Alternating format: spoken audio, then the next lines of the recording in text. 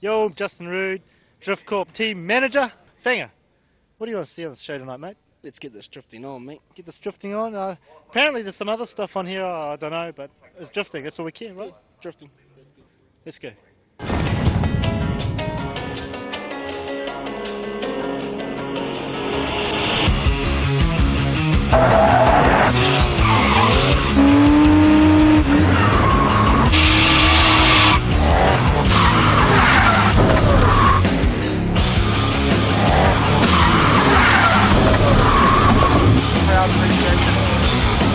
Set your VCRs, take the phone off the hook. You're a little nervous, excited even. If you're wondering what's happened to you, it's the drifting that's doing it to you. Woo! D1NZ presented by Pit Stop Race Performance Systems. Hello! Welcome to D1NZ. I can't tell you how excited I am. This is episode 1 of the nation's first ever dedicated drifting show, but I hear you're a little confused. What exactly is drifting? Well, we're better to find out than right here in the very heart of it, D1NZ headquarters. And who better to tell us than the 2003 D1NZ champion, JT. How's it going? Not too bad, Chief. Nice! Tell these folks, what exactly is drifting? Okay, drifting's a controlled slide or drift through a segment or section of a course or, cones, road. Local airport. Could be anywhere. Airport, yeah. Indeed, drifting on D1NZ. Now, from what I can gather, it's exactly what you used to do in your mum's car, but you didn't know you were doing it. But the professionals have taken it off the streets and onto the track. Now, folks, with crazy technical terms like yanking and pulling, this drifting stuff sounds pretty tricky. It's not that hard, though, is it, JT? No, it's not. Talk us through a corner, JT. Okay, you're driving down the front straight of Pukekohe, you turn in, pull up the handbrake, push the clutch in, you'll start to get a bit of oversteer, drop that clutch and the handbrake at the same time, you start to oversteer and you just drive it out with the throttle. Obviously your response and everything's the main key, and also you oversteer with your steering wheel and just hold on for the ride. Right, basically you've got to control that oversteer. How do you do that? Just touching the gas on and off? Yeah. Your throttle's actually 90% of your steering. You know, you put your foot right down, car will go right out, bring it back, and come back. Drifting is unique in the world of autosport. There are judges. What are those judges looking for, Chopper? Well, there's 3 main points: speed, line and angle. Speed, you want to enter the fastest, and as long as you can hold that drift, if you're exiting the fastest, you're obviously doing pretty good. Angle, you want to be lock to lock each way through the whole section, and you'll also be getting pretty good points. And your line, so you want to be trying to contact or getting it as close as possible to each apex of the section, and obviously through the other side of the corner, try and get the rear of the car as close to the back. And style, used to be a lot about opening the door, waving out to your mates and your mum. These days we're concentrating on your line and a lot more speed. Nice. Judging, like in ice skating. No! I think to run the car about 30 grand a year would be my running costs. In 2004, the D1NZ came alive. Ruapuna, Manfield, Pukekohe. The drivers were there, record numbers in attendance, and they were ready to drop some hammers. Now, Pit Stop Race Performance Systems takes us to our 2004 highlights, live and direct from Pukekohe. Pukekohe is a fast, long, high-speed, technical track, which is not recommended for beginners, otherwise you end up in the kiddie litter or spin out like this. It's your arch nemesis, Justin Root. He spins out. He would make it through to the battle for 3rd and 4th. Bring that on right now. I said now. Here we go. JT chasing Justin Root. A battle for the ages. Justin would end up winning it. JT would end up showing the crowd how dissatisfied he was. Gets a little gassy. Ooh, God bless you. On to the battle for 1st and 2nd. Craig Palmer and Ben Thomason. Ben in the lead car. Spins out. Craig takes it all. The win, the glory, the rubles, the moolah, the man, the ching. And then decides to disappear for 4 years. Where is he? We're out of control, but the car's not out of control. It's a very simple format to understand. Unfortunately, it's not so easy to do, but it's damn exciting. You start off with 45 cars, which get cut down to the top 16, which go into a battle mode. From then on, they have lead and chase cars. Obviously, the top 16 get cut in half to 8, then to 4, then to 2, then to your winner. There are other aspects of the format for elimination. Say spins. If you spin more than 360 degrees, that's straight out. You're out of there. Also, if you're overtaken, then you're out of there as well, as long as the other guy's drifting. Fielding, that's got to mean excitement. Excitement has one name, Manfield. Time for 2004 round 2 at Manfield. We've got a chance to meet male model Adam Richards. Everyone gets on the corner and what do they want to see? They want to see a car that might get a bit sideways, might get a bit loose or might almost spin out. How it comes for drifting, man, every car's doing it. Yeah. Everyone's on the edge and there are cars spinning out and losing it, and it's just so good to watch. Every single car that comes around, you're like, oh, what's going to happen with this dude? You know, whereas you go to the racing and it's like, what, one in every 10 laps someone gets a bit loose on it and might spin out, you know? So Manfield, another extremely technical track with a solid right hand, a decent midsection, and you've got to keep on the gas. Well, there's one guy that steps on the gas whenever he drives. Victor Chapman, arm out the window. Maybe an onion farmer, but he drives like a madman. So Pun on the lead in this one, Justin Roode hunting him down, gaining him through that midsection. Ben Thomason up against Sean Falconer, the two boys from down the line. Thomason in the lead. Falconer has one of the best entry angles in the game, and in the end Falconer would take it out. Into the battle of the pretty boys, JT up against Adam Richards, and a little bang up there. JT ends in the kitty litter. It's his second home. JT would come back again. He would have his revenge at the end of the day, beating Adam Richards. Semi-finals time now, and Justin Roode up against JT. No one told Justin he left his hand back on the top of the car. Silly Billy. Could have fallen off. And Justin out of there. JT would progress onto the top 8. Can I get a witness? Victor Chapman, Hayden Ferguson, two S13s, almost takes out the cameraman. Chapman again driving with speed possessed. The Pukekohe onion farmer would go through, and he's waving to people, he's nuts. Onto the semi-final, Sean Falconer in the lead, JT coming through there, better entry angle, better speed, better line. Thank you. In the end, JT would take it out. Onto the finals, Manfield 2004, round 2, JT up against Victor Chapman. Chapman's been on fire all day. JT strong and steady through the course. But in the end, it looked like Chapman cracks under the pressure, and then what do you know? His arm gets tired of waving, he gives up. My arm's tight, I'm going to pull over. That or his gearbox selector broke, you make the call. Either way, JT wins.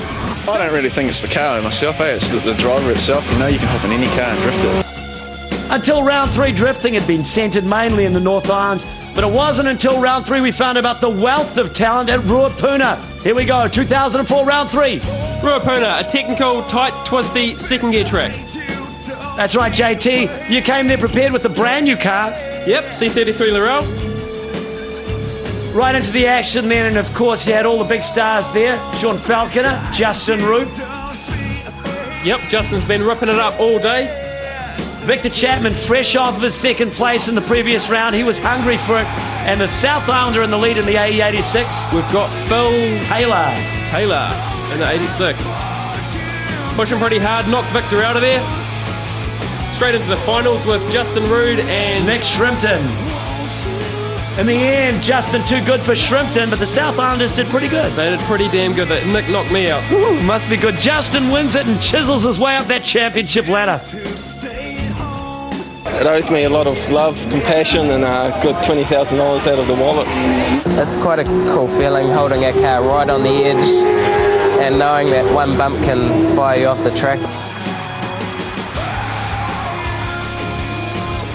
It's wet and everyone's used to being in the dry, that they're just going too hard and trying to impress and pushing. Victor Chapman would know all about the wet. He's got a love-hate relationship with Pukekohe, and that's where we go for round 4 of the D1NZ. Falconer in the wet, loses it. The reverse angle, and Andy loses it as well. Andy Choi in the wet's there. Time to take you inside the car on the RPS drift cam with Falconer.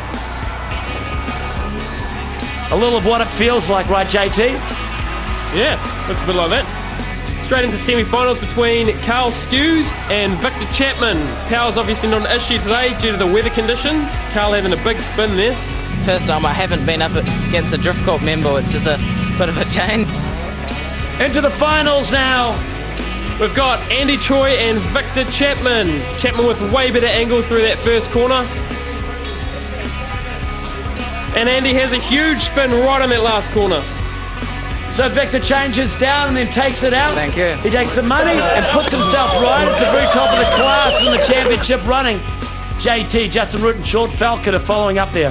Nah, it's just a little A86. Yeah, it's got some mad steering lock on it. Back to glamorous fielding in Manfield for round 5 of the D1NZ. Justin Root had the pressure on him to try to take out Victor Chapman, who was leading the championship. The girls were there, the ducks were there. JT was there. And Lord Jesus, did I mention that the ducks were there? Show me the ducks. There they go. All throughout qualifying, all eyes on this man, Victor Chapman. Hella speed in through the corners. But let me tell you a little secret. Doesn't take the pressure too well, Victor. Starts to cry. There are the ducks. Andy Choi there as well. Qualifying went reasonably well. JT, there are the ladies. Gorgeous fielding ladies. Into the first battle, Hayden Ferguson up against the man, the myth, the legend, Mr. Adam Richards. WSR coming on strong. Pretty much his local track. He thrived. Victor Chapman up against Andy Choi. Yep, Chapman pushing really hard through this midsection, but he's still feeling that pressure from behind. Sean Falconer up against Pun in this next battle, and Pun out and into the mud. Lord Jesus. Taking you inside the car now with Sean Falconer. It looks like he's smiling. He's nuts. He'll take that out. JT up against Darren McDonald now. And McDonald feels the pressure and backs the car beautifully like a trailer into the mud. Beep, beep, beep. Justin Root making oodles of headway against Jerry Zoo. Justin is Mr. Consistency today. Your next battle is Craig McConnell up against Adam Richards. Richards, the most improved driver of the season. Out of the Naki, the WSR boy puts the pressure on McConnell and passes him in the drift. There you see McConnell in the mud. Richards driving past and he waves at him as driving past. That's a good sportsmanship. Victor Chapman up against you, JT. Yep, still struggling with the new combination. Excuses, boy. Chapman takes out JT. He'd progressed through to the top 4. Justin Root against Sean Falconer in this one. Sean holding a way better angle through that first section. May have put him off for the rest of the corners, though. And that's one of Falconer's big problems, isn't it? Falconer feels the pressure and he spins. Takes a bad spin there. Yes, Dancing with the Stars partners are Dana Jury and Johnny Udy. Jury in the lead there in the big Safiro. Johnny falling a bit offline and then looks for his water wings. His floaties as he goes through the mud. Little talk there between Richards and Chapman. This is it, ladies and gentlemen. Chapman and Richards, two of the big guns. And Chapman feels the pressure. He's out. Adam Richards would go through into his first final. Nuts. Look at him go. He's happy as a wee sandboy. Semi-final 2, Dana Drury and Justin Root both coming through the top of third gear there. And once again, pressure from Mr. Consistency causes Fury to spin on the last corner. And there you have it, your round 5 2004 final will be Justin Root up against Adam Richards, spinning to win. Richards and Root coming in hard. They want to keep on that line and keep accelerating through the whole course.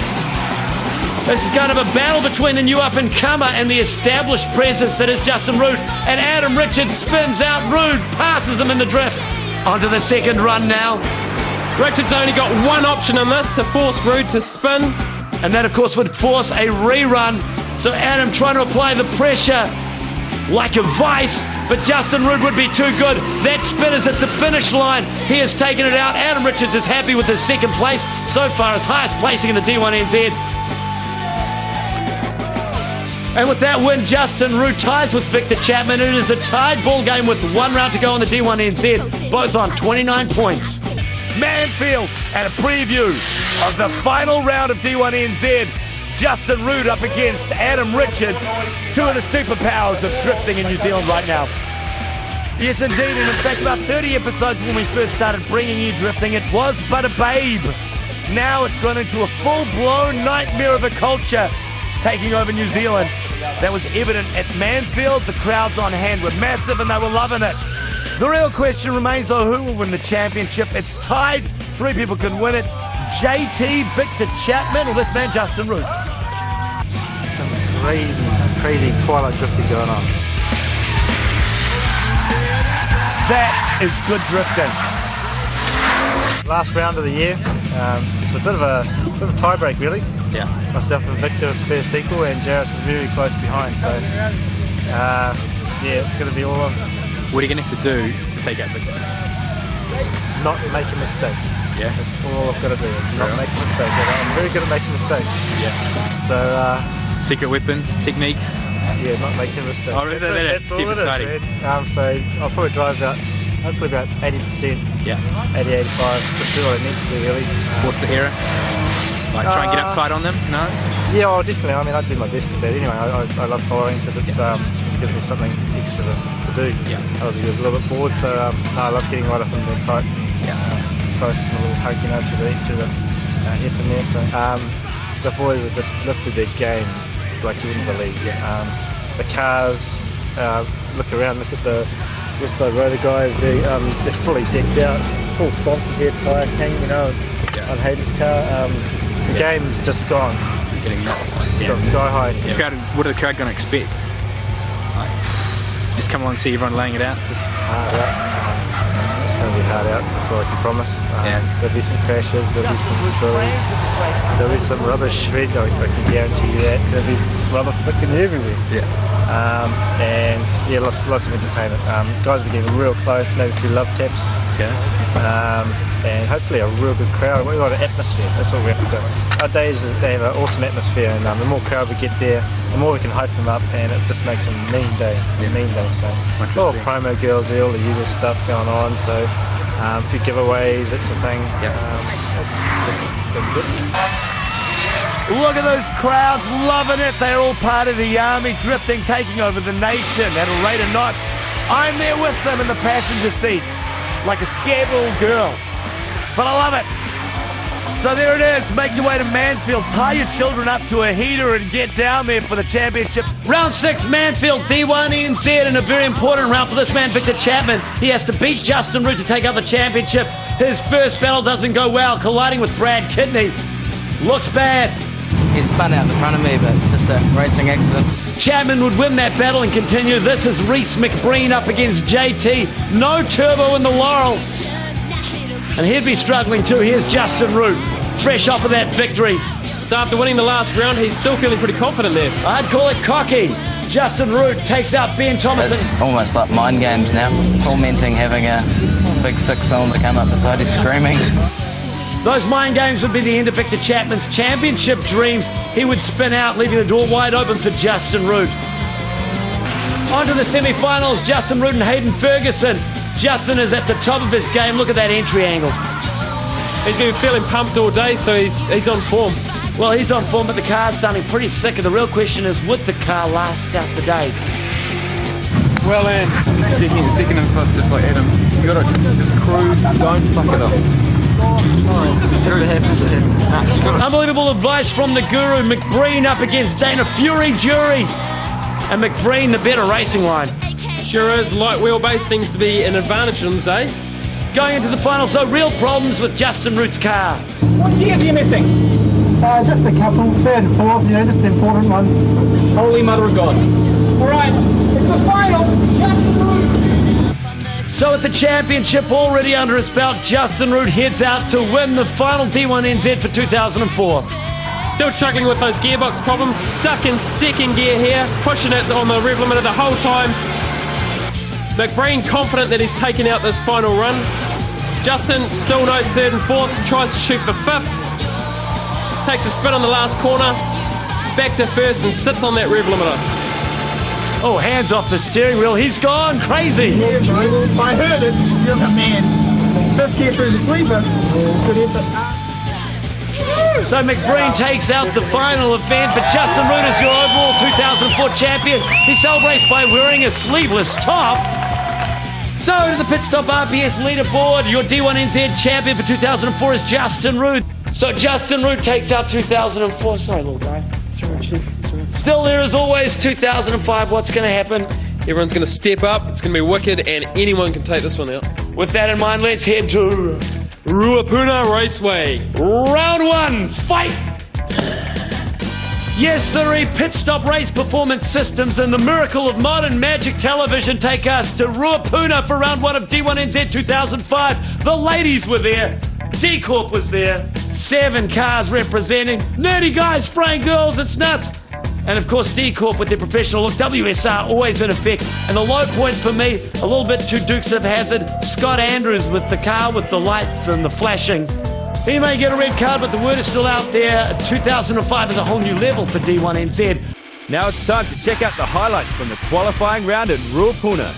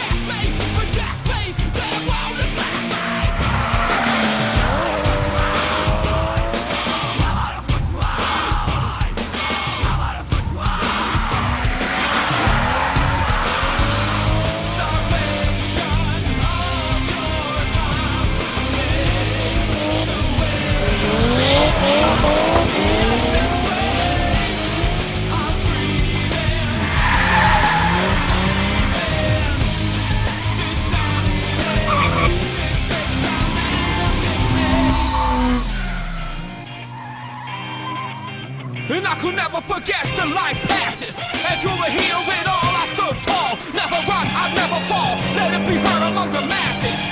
The sound and the fact that we were born with no regret. We left the people burning static. And every true addict of life turned fanatic. And all the people put themselves in a panic. And all the people lock themselves in the attic. Night falls, guns locked, this is war. No more lies, no intellectual metaphors. And now forever the past is reality. What you did to me, your confusion breeds delusion. Rock your world with my own contusion.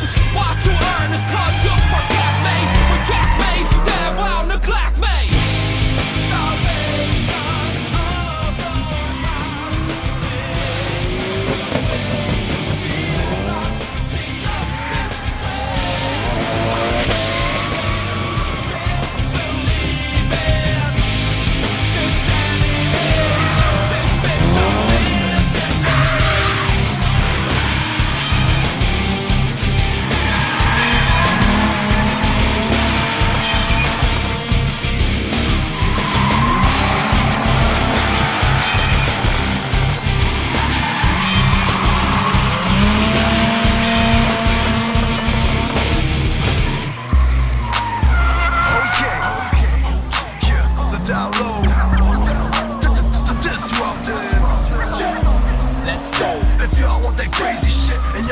This crazy shit, go and get your ass up. And if y'all got an ass to shake and y'all wanna get that ass to shake, you go and get your ass up. We be clubbing and we go for days, so get drunk with the crew, motherfucker. Go and get your ass up. If you drunk and you loving the taste, hit the phone, get crunk right now. Go and get your ass up. What up, the brown boys here to save the day. But if y'all wanna hate, then it's major pain. You gon' feel it, you gon' feel it in a major way. Low kids, nothing but trouble in a major way. Running for cover, the boys here to take the cake. My sweet tooth chewing lines from the wake and bake. We doing time in the booth, on the stage we take what's rightfully ours. We going from the dope with taste to fighting the power, resist temptation. Clocking the hours for the time we've been wasting away, waiting for the day me and Chevy turn up the club wasted. Nightfall, liquor shots, so lemon and chasing. Y'all, women get placing for victims to more games than a player blatantly playing on your downfall. That's why I hang around y'all, and why we ain't going around, cause we here to change the sound, y'all. If y'all want that crazy shit, and y'all feeling this crazy shit, go and get your ass up. And if y'all got an ass to shake, and y'all wanna get that ass to shake, go and get your ass up. We be clubbing and we go for days, so get drunk with the crew. Go and get your ass up. If you drunk and you loving the taste, hit the phone, get crunk right now. Go and get your ass up. See, I to jump off. I dunked off, headed up the race to pump off. Music in the street sounds sweet. My physique built like the 44s and I'm ready to pump off. Yeah, boy, go and get the jump off. Hip hop, it can't stop, so I'm ready to jump on. The bad wagon, yo, we get your pants sagging. All the girls never taking, but they still ass grabbing. Looking at your fine ass, shaped like an hourglass. I like my girls bad with a little touch of fine class. The mission continues, I'm leaving you bumps and on the count of Low speed. Low speed. Not good. I want high speed drifting. Here we are with a South Island success story. We've got the D1NZ boys, we've got Nick Lee, Nick Shrimpton, and Kent Shrimpton. So they got a really nice looking S15 here, and a couple of pretty smart looking S14s as well. I spent nearly 17 grand on the car. Bought the car for 28, almost like 10 grand. Yeah. Yeah. Just for the fun of it? Yeah, but hopefully I don't crash the car. No. Nah, don't want to crash the car. What are these for? Oil pressure, water temperature, boost gauge, then electronic fan controller, and shift fly, power meter. It's a boost controller, then privacy commander. Yep. You got time to look at all this stuff when you're out there? Nah, never watch. Just keep the eyes on the temperature, water temperature and the oil temperature. And yeah, that's it. I don't watch the commander anymore. I don't know how to use it. I do some work myself and get a job. And my good friend Stanley, and 5 Star Jing, he do the wheel suspension work for me. Because they are my sponsor. Get free time from there as well. I don't like drifting or wet. Too wet, yeah. Low speed. Low speed. Not good. I want high speed drifting. Right now, you see it, Brad Kidney up against Dana Jury. Nick Lee in his shiny new S15 up against Reese McBreen. That S15, probably one of the most expensive drift cars out there. How much would that run you? 80 to 100. Bucket change for a rock star like Adam Richards. That's how much his sunglasses cost. Definitely feeling a bit better as the day goes on. I've got my best tyres on as well, which helps. Well, Adam Richards is definitely a rising star in the world of D1NZ and the combat camo Saphiro, and he put the heat on gas. Another rising stars is Fanger Dang representing D Corp. Hand out the window there. Yeah, he's cranking through this one. Knocks out one of the local boys from Christchurch. Tactic, chase, speed, or? Oh, he's pretty good at a chase, but not that good at angle and all that sort of thing. Well, JT borrows sunglasses off of Adam Richards, makes a fatal mistake and falls victim to Stan Lee. Easy. Creator of Spider-Man, in fact. Top 4, Nick, Stanley, Adam, and Fanger Dan. Your first semi-final, WSR up against D Corp. Adam Richards up against Fanger Dan. Adam up in front now, Dan trailing. Daniel's struggling with his power on these runs. He's been running on 5 cylinders for the last couple. And you see Richards really coming into the zone on the trail now. Second pass, all over Fanger Dan. Like white on rice. And Richards is in the final. What sort of power are you making in the car? 430. Yeah. 430. Yeah, not bad. Good smoke? On your second semi-finals now, Stanley leading Nick Lee.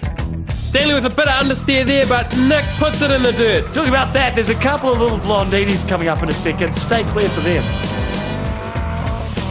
Nick's still pushing really hard, but I think Stanley's going to take this one out with a better chase line. Talking about that, there's a couple of blondes coming up. Hold on. There you go. Your battle for third and fourth is the showdown between the South Island, that $100,000 car of Nick Lee up against Fanger Dan, who's still on the benefit, I understand. Yep, he is, and he's still struggling with his power. I think we had some coil problems earlier in the day, and he just can't get around them. So the local boy Nick Lee takes it out. Fanger Dan shunts it to fourth. Pushing hard, represented. On to the final, surrounded by the ladies, Adam Richards. Just struck that 5-year modelling contract in Milan. He'll be leading out, and behind him, what do you know it is, Stan Lee.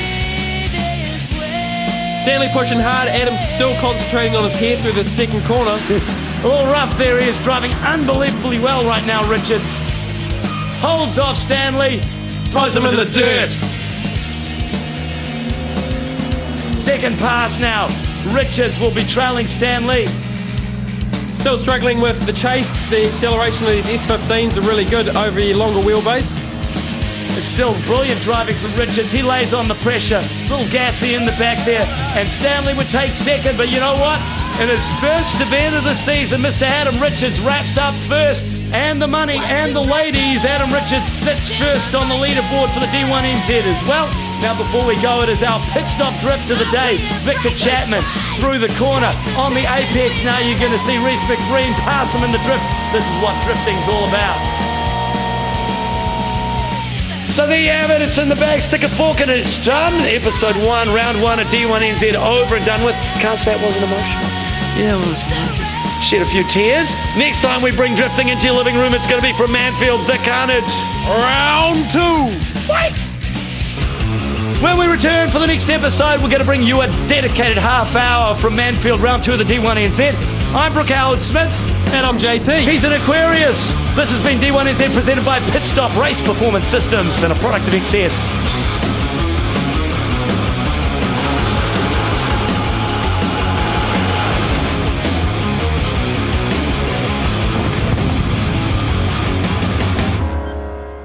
We've got D1NZ round 2 drifting from Manfield. Come on, let's go drifting. Come on, drifting. Let's get into it. El Muchachos, mi amigos, welcome to the El Grande Festivale. It is D1NZ, the New Zealand Drifting Championships. Lord Jesus, my TV's on fire. No, it's not, it's just smoke from the tires, little guy, little one. Bambino. Woo! Inhale, deep breath, sunshine.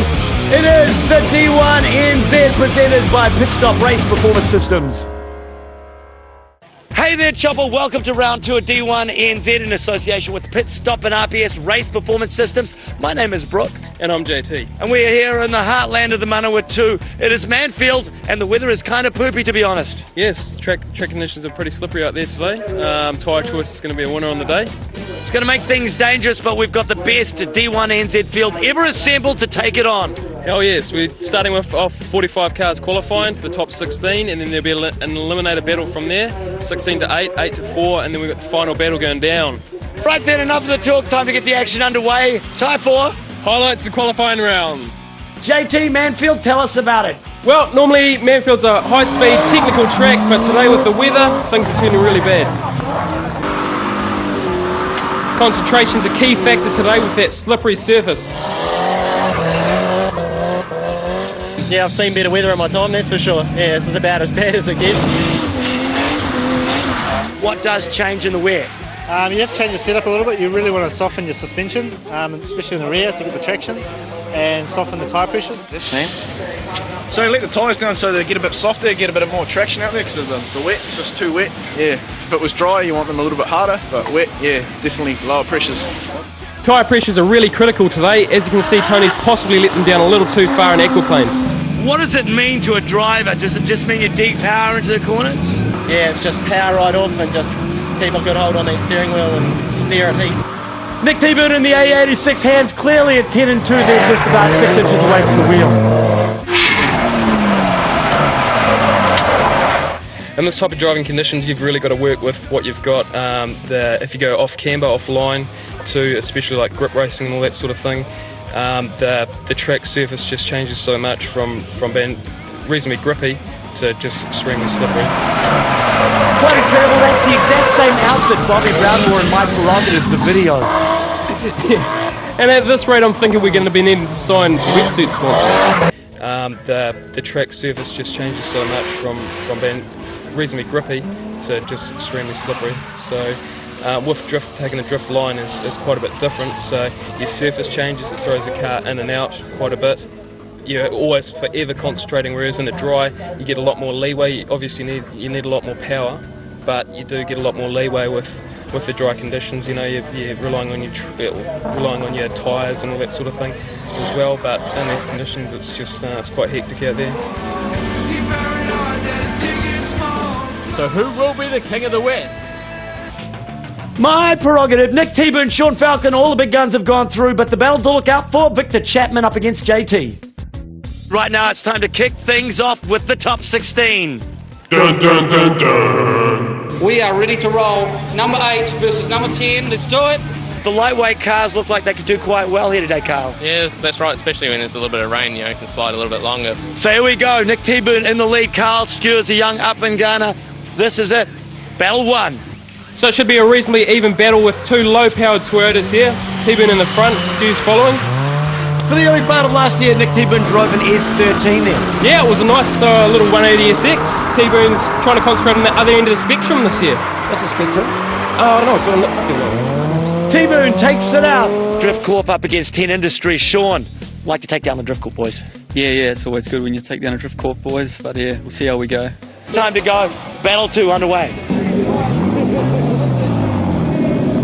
Rightio to the battle then. Emil versus Sean Falconer. So remember, judges looking for speed, line, angle and style. And Falconer's always had one of the best entry angles in the business. Check him out here, nice chase. Definitely pushing really hard, and he takes that win. The man with the rock star name, Sean Falconer, goes through to the top 8. Yeah. What would this car set your average person back, JT? I estimated 75,423 and 22 cents ish. So about 75 grand. Victor, how about yours? About 10. About 10 grand, okay. Battle time, battle mode. So let's see if we can put the pressure on and cause people to make mistakes. Let's roll, rock and roll. So there you have it, a much anticipated battle that will have one of the top championship contenders out of the top 8. Victor Chapman in the lead car, nice entry angle, followed by JT. Number 2 and 3 in the 2004 championship last year, and you see JT pressing hard up against Victor Chapman there. The first lead, Chapman though, driving very, very well, and he's out. JT forces him into the kitty litter. Look how happy he is, little guy. Chapman furious at himself. On to the second battle, second run. JT in the lead, Chapman in the chase. Chapman's only hope now is to force JT into the dirt. Almost, but no cigar. It is the chase car's job to stay close but clear, and this time Chapman almost passes through the inside. He is knocked out. He is close, but close on the counts and horseshoes and hand grenades, and JT would go through.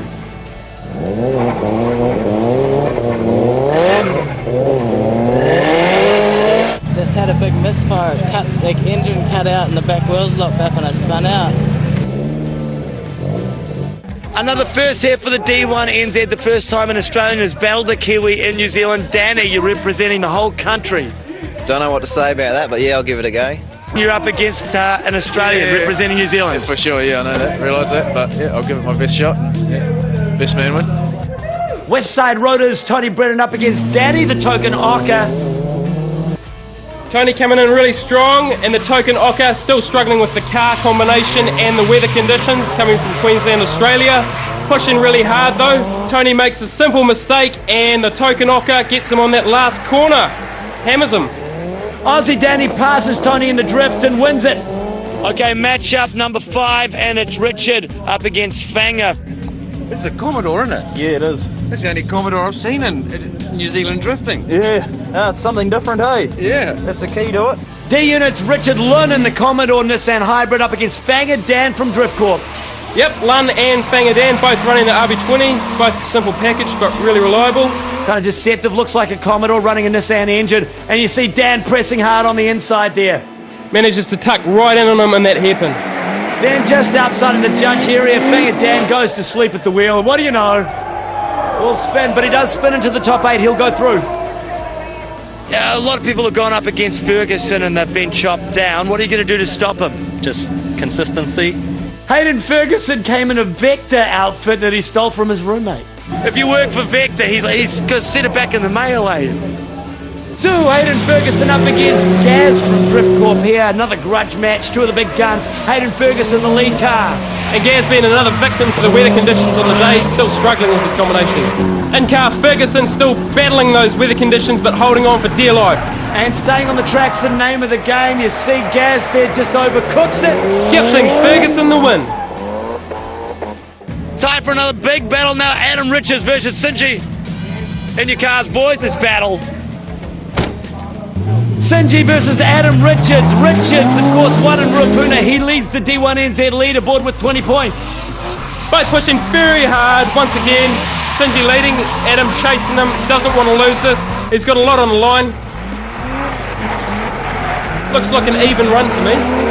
Yeah, Sinji driving right out of his skin, out of the envelope. Adam. Ad's leading this next run. Sinji being one of the local boys, he should know the track inside out. Trying to get up on him. This is going to be another even battle. Yeah, it's interesting. Sinji goes for the pass on the inside, but Adam really linking the corners up. Stepping it up. Adam Richards, your championship leader, would go through the top 8. You're back with the D1NZ. We're going to wrap up the top 8 selection with Brad Kidney and Stephen Soul, two of the WSR boys out of the Naki. Brad Kidney hard on the lock stops there, full lock, looking awesome. Steve still struggling, a bit of understeer. Brad lacking the experience in the wet, takes a spin off the first damn corner. Looks like he just pushed it too hard. Second run, all Steve Soul's got to do is stay on the track for this one. Brad's still linking up every corner, doing really well. He sees a gap and he takes it. Exactly, he pushes Steve, and for some reason, this is insane. Steve Soul, all he's got to do is stay on the track. He spins it in the judged area. He will be out of there, opens it up for Brad Kidney. Brad's through to the top 8.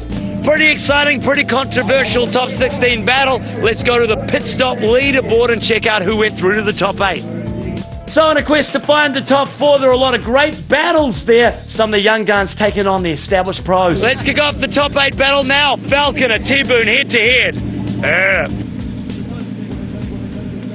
Hasn't always gone my way, but see what we can do this time. To the real nice guys of drifting, Sean Falconer leads it out, tailing him in the AE86. It's Nick T-Boone. T-Boone pushing really hard. I'll support the underdog in this next run. Exactly, the AE86 underpowered here, and Falconer, look at that entry angle. T-Boone still sticking to him like glue though. Trying to push in underneath him in the corner.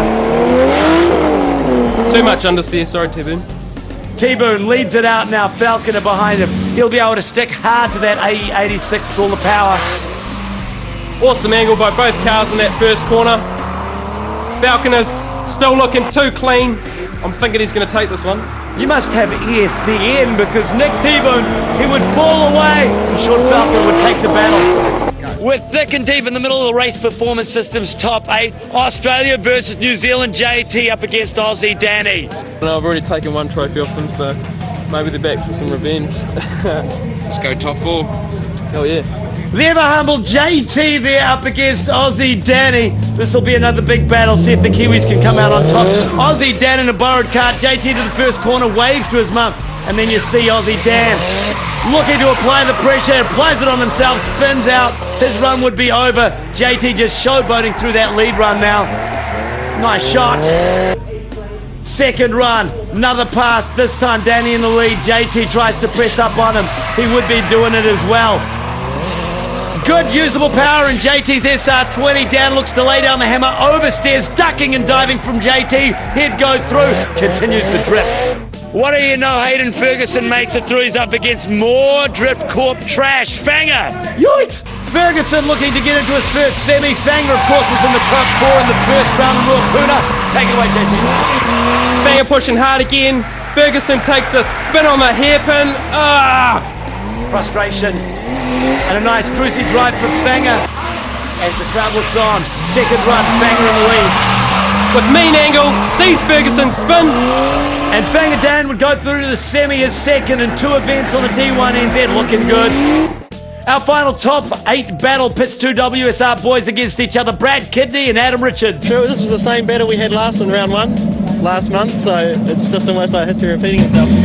Battle of the show ponies of drifting, camo on camo, hard to see the cars on the course. Richards in the Safira, Kidney in the Skyline, both clean, tidy lines. Kidney has to take out his nemesis, his arch rival, his hero, and Kidney instead takes out the corner there. Has a bad spin. And Richards showboats his way through the rest of the course. Look at him, loving it. Waving to the crowd. Yes, sirree. Onto the second run. Kidney leading hard on those lock stops again. Richards right on his tailpipe. Richards spins and waits for the excuse. I was looking at your exhaust now. Is that a secret weapon? Don't distract me. It's your exhaust. Exhaust falling off, bumper's falling off. Race performance systems that fix this, mate. Come along. Yeah, good responses. Rerun? Yep, rerun. How come? Too close, too close. That's right. Onto the runoff now. Kidney in the lead. Adam chasing. Gonna have to press this hard. We got the in-car split here. You can see what Richards is doing. Holding on for dear life. Oh, that reminds me of the walk-off of Milan up against Tyson. And Adam Richards forces Kidney into the dirt, into the kiddie litter. And Richards is through to the semis. Absolutely nails it. Oh, look how happy he is. Gives himself some thumbs and a clap. So you're on the outside of the envelope on a couple of those corners. Look at it. This exhaust has been a pain. It's not even hooked up, man. Adam Richards goes through. So 12 down and 4 remaining. It's time for the pit stop top 4. JT, we got Richards, yourself, Fanger and Falconer. Kind of 4 of the guys that are always there at the end of the day. Yeah, definitely. Anyone can take it out, right? Hell yeah. Yeah, you probably think you're going to take it out, though. No, I'm not that confident. I never am that confident for winning, but I'll push. I'll just push and see how I go. Okay, nice. JT, Falconer, Fanger, and of course Adam Richards. Who will take it out? It's time for the pit stop top 4 battle. Let's meet the top 4 then in the S13. Sean Falconer, 10 Industries, H-Town. In the blue corner, Fanger Dan, Drift Corp. Whangarei represent.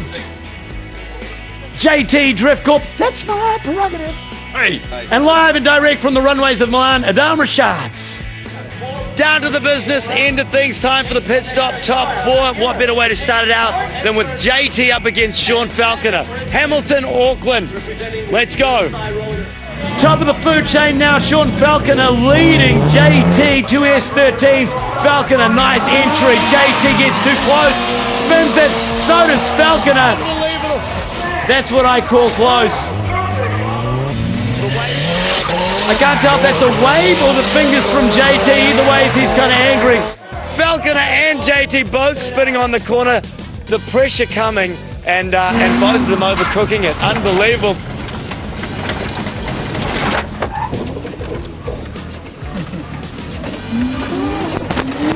Yeah, a little sketch for both of us. Cold drivers, cold tyres. Getting there. Rerun? Rerun. One day you're going to have people to do this for you, Falconer, I'm sure. Not if I keep that sort of stuff up, though. Another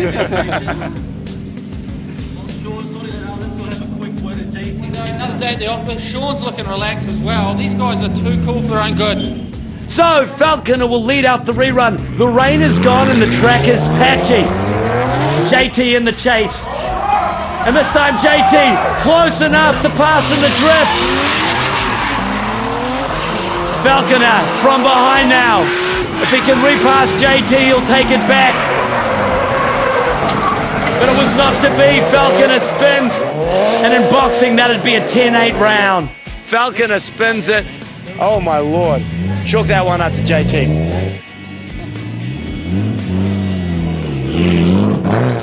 So JT goes through. He will meet either Adam Richards or Fanger. Will it be WSR versus Drift Corp, or will it be an all Drift Corp final? Fanger and Adam Richards. Fanger to lead out the first run. Richards to follow. Nice entry from Fanger. Perfect through the midsection by both drivers.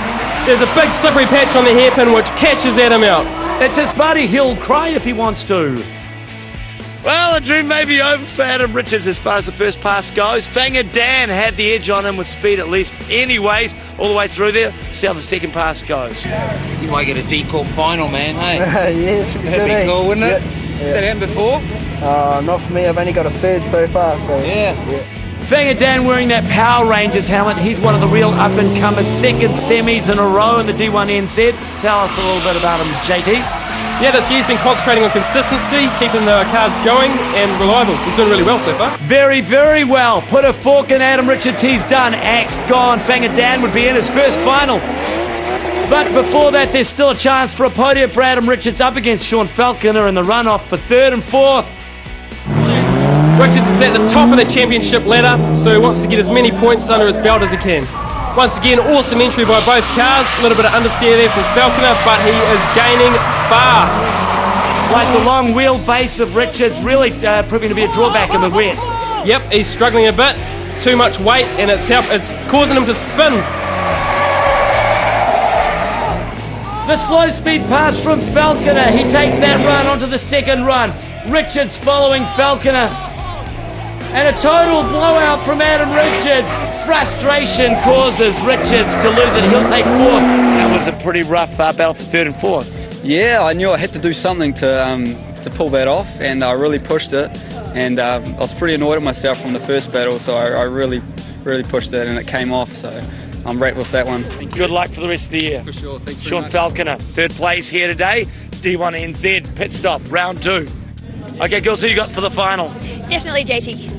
I am a JT fan, but I think Fanger has it in the bag today. He's done really well. That's the story of the day. Fanger Dan taking on the big guns and winning so far. Can he take out the 2003 champion JT?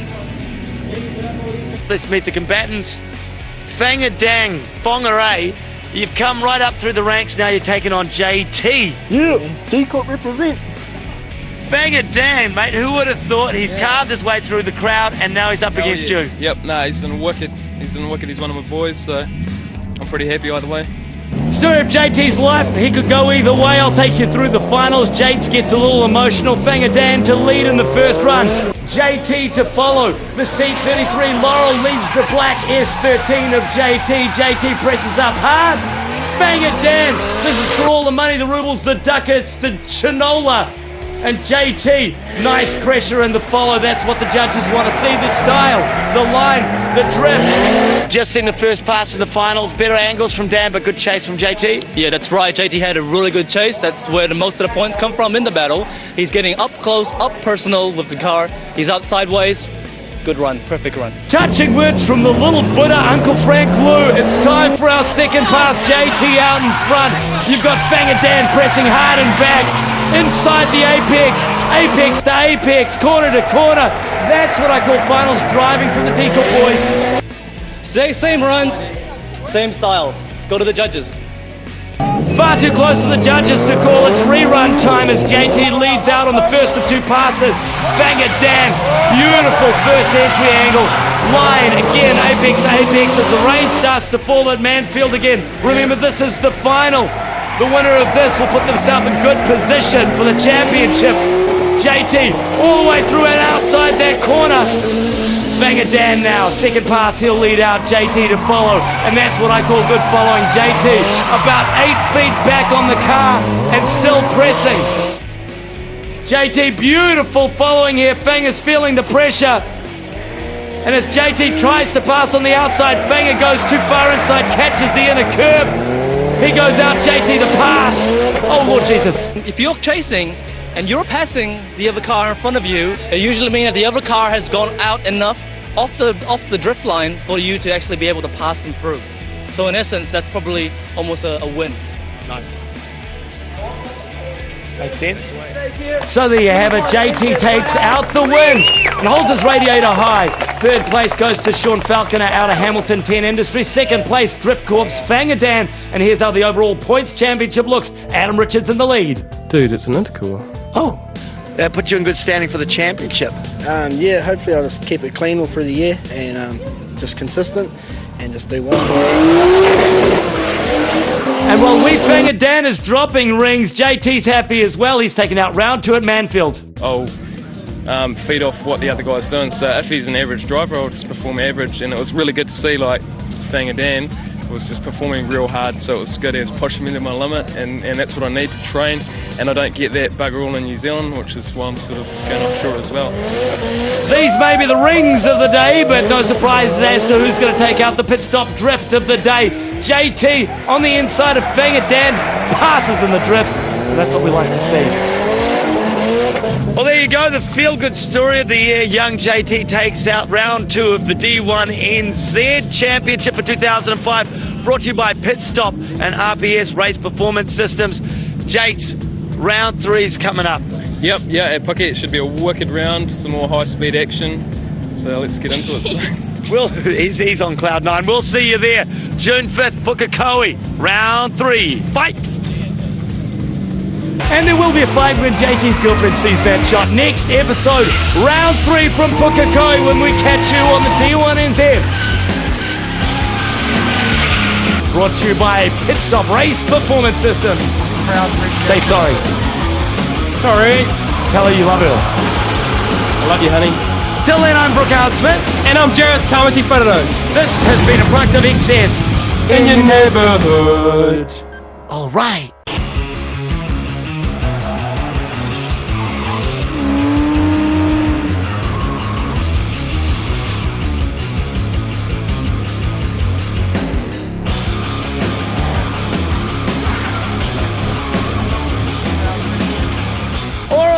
And welcome to El Grande Festivale. It is the D1NZ New Zealand Drifting Championship. Viva la Revolution! Brought to you by Pit Stop Race Performance Systems. Holy hell in a handbasket, tough guy. Couldn't be more excited. Why? Round 3 D1NZ live and direct from Pukekohe. With me, 2004 D1NZ champion Justin Root. Mate, Pukekohe, dry, it's nuts. It's nuts, it's nuts. We've got the sun out. We ordered especially for today, and a surprise, it came. I know, fingers crossed, it'll stay dry all day. What's Pukekohe like? Tell us about the course. Fast. One word. We're entering in here, 180k, and you're slowing down through the whole section. So you just got to hit those apexes, stay off the wall, stay off the grass, and you're sweet.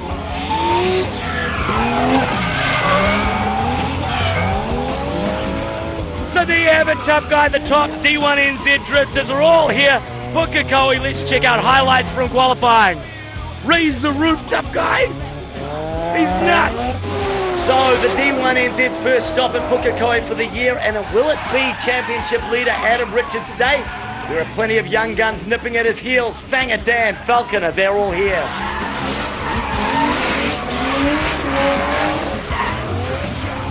Pukekohe local Victor Chapman laid claims to his home track. He won here beating the best. He's very fast. Will it be his day?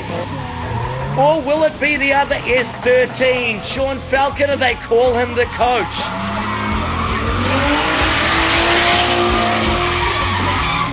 The early part of the day is all about qualifying, and this man showed great form. He made it through. This is Jerry Zhu. While everyone's talking about the very powerful Fanger Dan and the rest of D Corp, 8 cars at the meet, but they were missing their spiritual leader, JT. What went wrong? Well, Brooke, first off, I was sunbathing at Brisbane with Full Lock Motorsport, trying to do one of their events.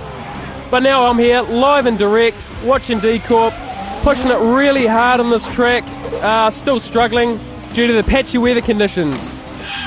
But here we got Dana, the Fury Drury, pushing really hard.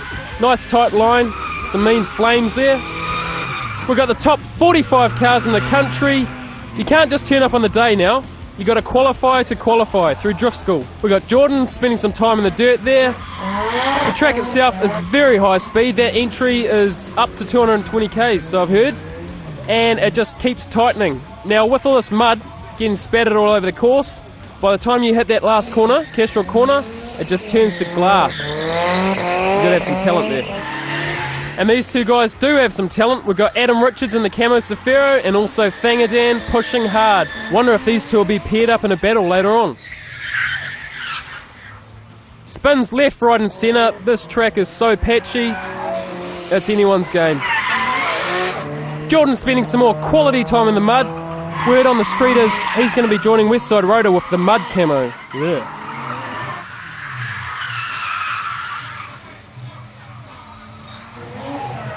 Another Drift Corp member, we've got Craig Palmer repping hard with some cut springs, as you can see, trying to snake down that back straight, spend some time in the mud. Jerry Zhu, one of the most experienced people on this track lately, still struggling with the conditions. Jordan again, in those tyres. Victor Chapman, if not our most aggressive driver on the day, pushing so hard. Look at those facials.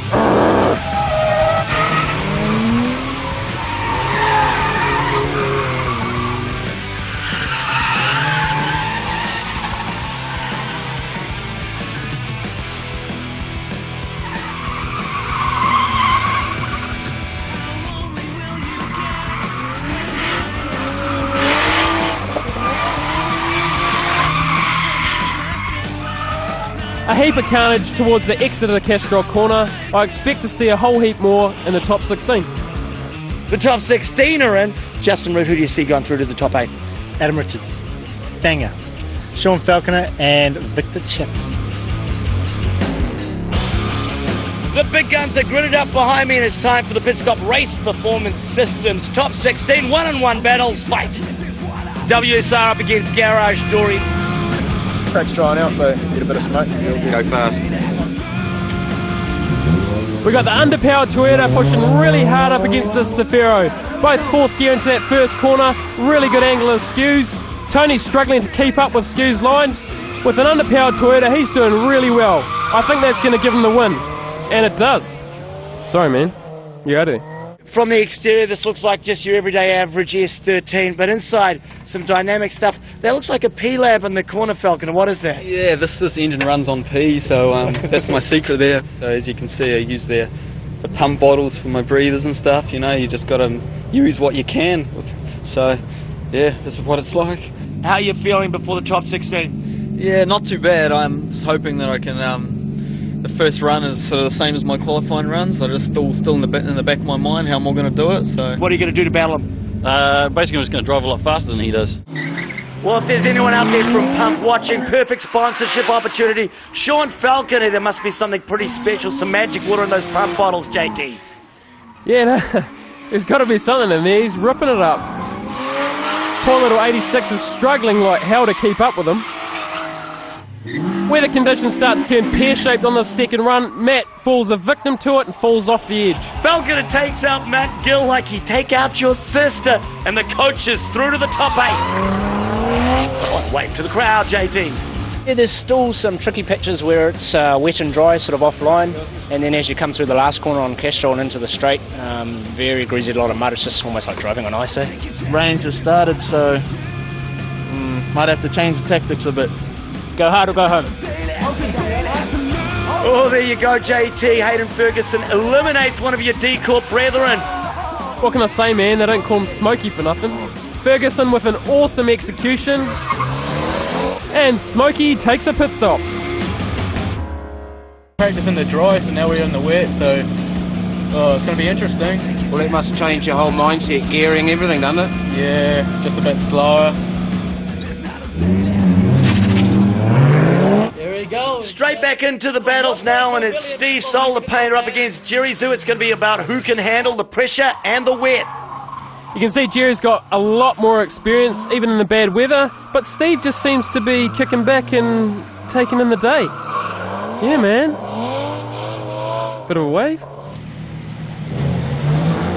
Second run, Steve leading, but Jerry's just got mean entries. Good chase. Oh! Not a day for the big teams here. WSR loses one of its own. Steve Soul is out. Jerry Zoo celebrates. Looking very slick there. A lot of people talking about the entry speed at the first corner. You probably got the most powerful car out here. Is that an advantage? Not really. Like, my clutch ain't handling the power. So I just had to hit it with speed and just be really aggressive on my turn and just hit it full noise. So. And how many horsepower on this? About 150, 160, maybe. It's not tuned or dynoed or anything. Sort of technique, man. Yeah, drive it hard. Drive it hard. There can be no two cars in the D1NZ that have more of a power brake difference. Fanger Dan running well over 300 kilowatts. Nick T-Boone in the little AE86. Yeah, it's not an easy task when you're up against a 500 horsepower Zafiro. Oh, it is, but it's so mental. And Nick is mental. Close but no cigar. Fanger Dan keeps D-Corp's hopes alive. But Nick T-Boone is my favourite drifter in the world, and it's not just because he lets me borrow his car. Thank you, Nick. Tell you, that was really close. What's Fanger like under pressure, though? Running costs are pretty high up for us guys. It's a lot of sacrifices. So yeah, a little bit of money would go a long way. Anyone out there? You see my car's got advertised here written on the side. I'd say the same goes for just about all the cars here. We all have got space to sell. We're on TV. You know, it's cool. Come and put some money up. Get your name on there. WSR up against D-Corp. Who's going to come out on top, Gaz? Ooh, I don't know, mate. It's not very confident, Richards. Well, I'm hoping WSR, but... I'm not trying to speculate, but I'm sure I saw a queer eye in there. Yeah. Entry speed's around 160, which is about the max you can do in these sort of weather conditions. Both boys pushing really hard. Third gear through this midsection, and Gaz looks like he's ripping him apart. Adam's really struggling to keep up with him. Let's see what happens in the next battle. Adam takes the lead. Gaz still enters a little bit earlier, pushing hard, but takes the spin. No way! Yes, indeed, JT. Our boys thought if Adam Richards had a theme song, it would be Living on a Prayer, Bon Jovi, he's through. Okay, Victor Chapman, Brad Kidney, nice qualifying run, but this guy's looking pretty hot today. Yeah, no, he's on form. And most importantly, you came to this prepared. You actually shaved for the event. I know, it's a change, isn't it?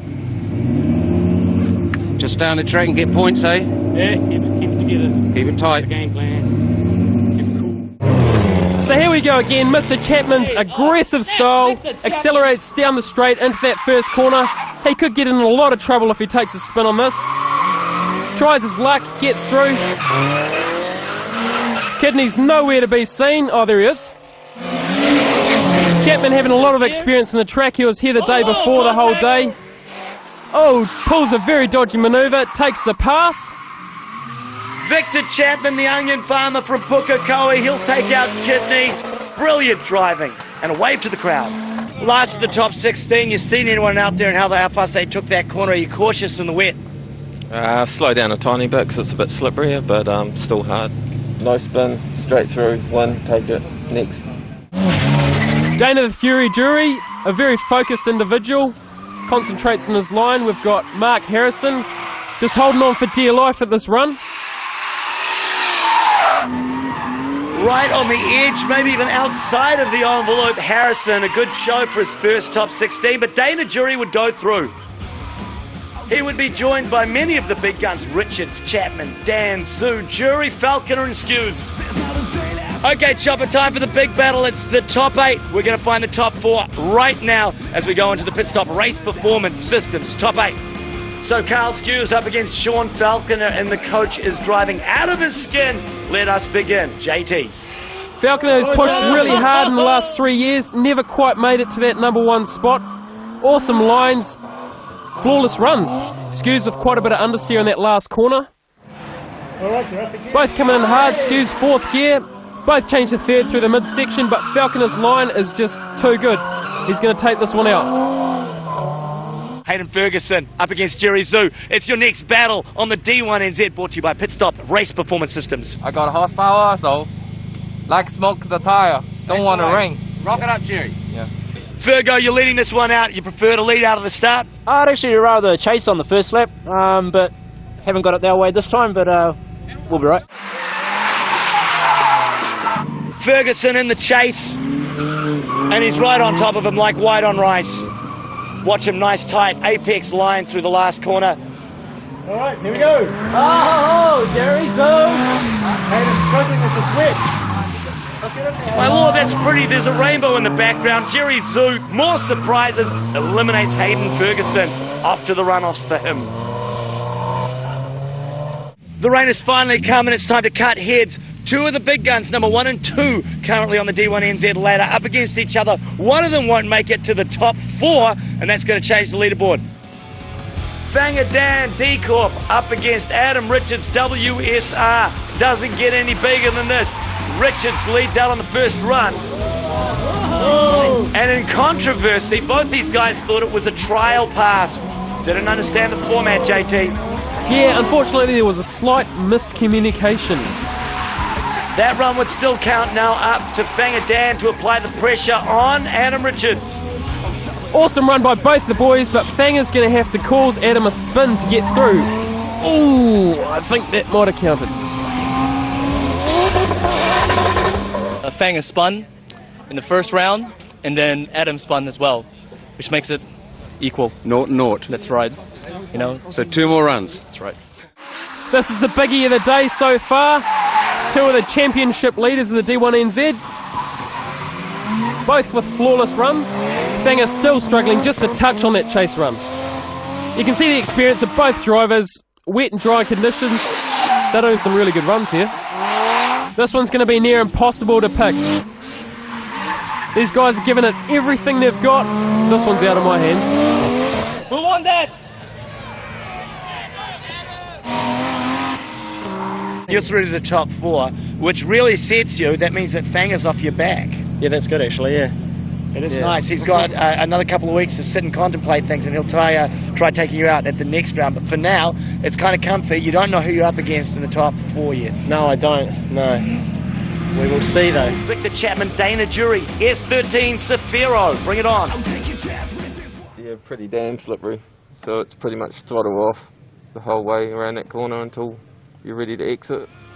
Someone definitely needs to unload here. We've got Victor Chapman pushing hard, more speed, line, angle, and a lot lighter weight, which gives him that traction advantage. Fury pushing as hard as he can, but still struggling to keep up. Dana was holding up the rear of Victor quite nicely there. Yes, he was holding his rear very nicely. Yep. And look at Victor at this run, pushing so hard. That aggressive line, sees the pass, gets pretty squirrely there. Fury backs off and just lets them take it out of his hands. Victor happy again. Is that the fingers? Or a hang loose or something? Victor Chapman. Oh, winner. Victor Chapman, top 4 here today. Passed him, yeah. But only because I made a mistake switching. But, oh well. oh, no. Win's a win, points are points. Yeah, bonnets come up on the car. Oh, that's a styly watch. Oh, man. Okay, here's Hayden Ferguson showing off his new SR20. Nicely presented engine bay. Driving blind, Hayden. A very scary moment for Hayden Ferguson out of camera range. He would end up in 8th place, but let's check out who's through to the final 4.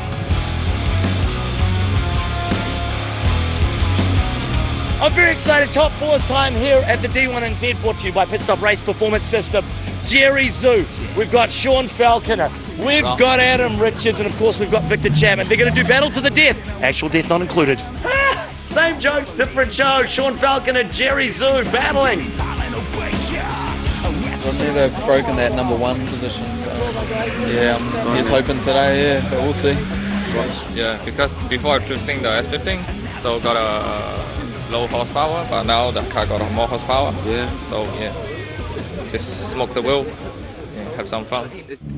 So Sean Falconer on the edge, on the very precipice of making his first ever D1NZ final, and it's just Jerry Zhu in his way.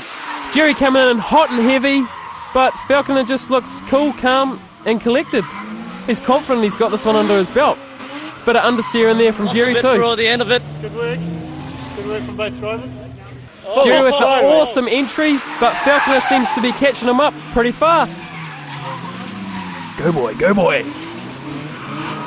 And just nails him on that last corner. That's definitely Falconer's run. Very close to call, but that last pass through Castrol there from Sean Falconer pretty much sealed it up for him, I think. First up, I'd love to congratulate Justin and Frank Liu on their recent civil union. What won Sean this battle, JT? Sean had a lot tighter line on Jerry, which caught him up pretty fast. Set your VCRs to record. This is going to be a biggie. Adam Richards, Victor Chapman.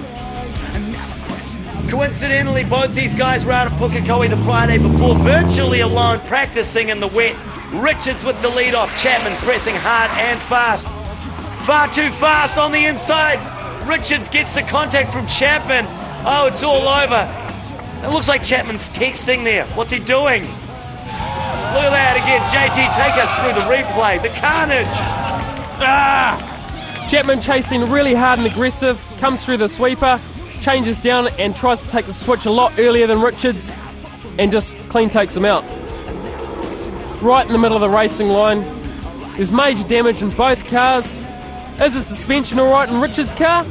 And will Victor make another lap today? Deliberate contact caused by the second car, which is Victor, so Adam will automatically advance. Like a perfect circle mark here on the side of Adam Richards' car. Adam. Sorry, Adam's elected for his timeout.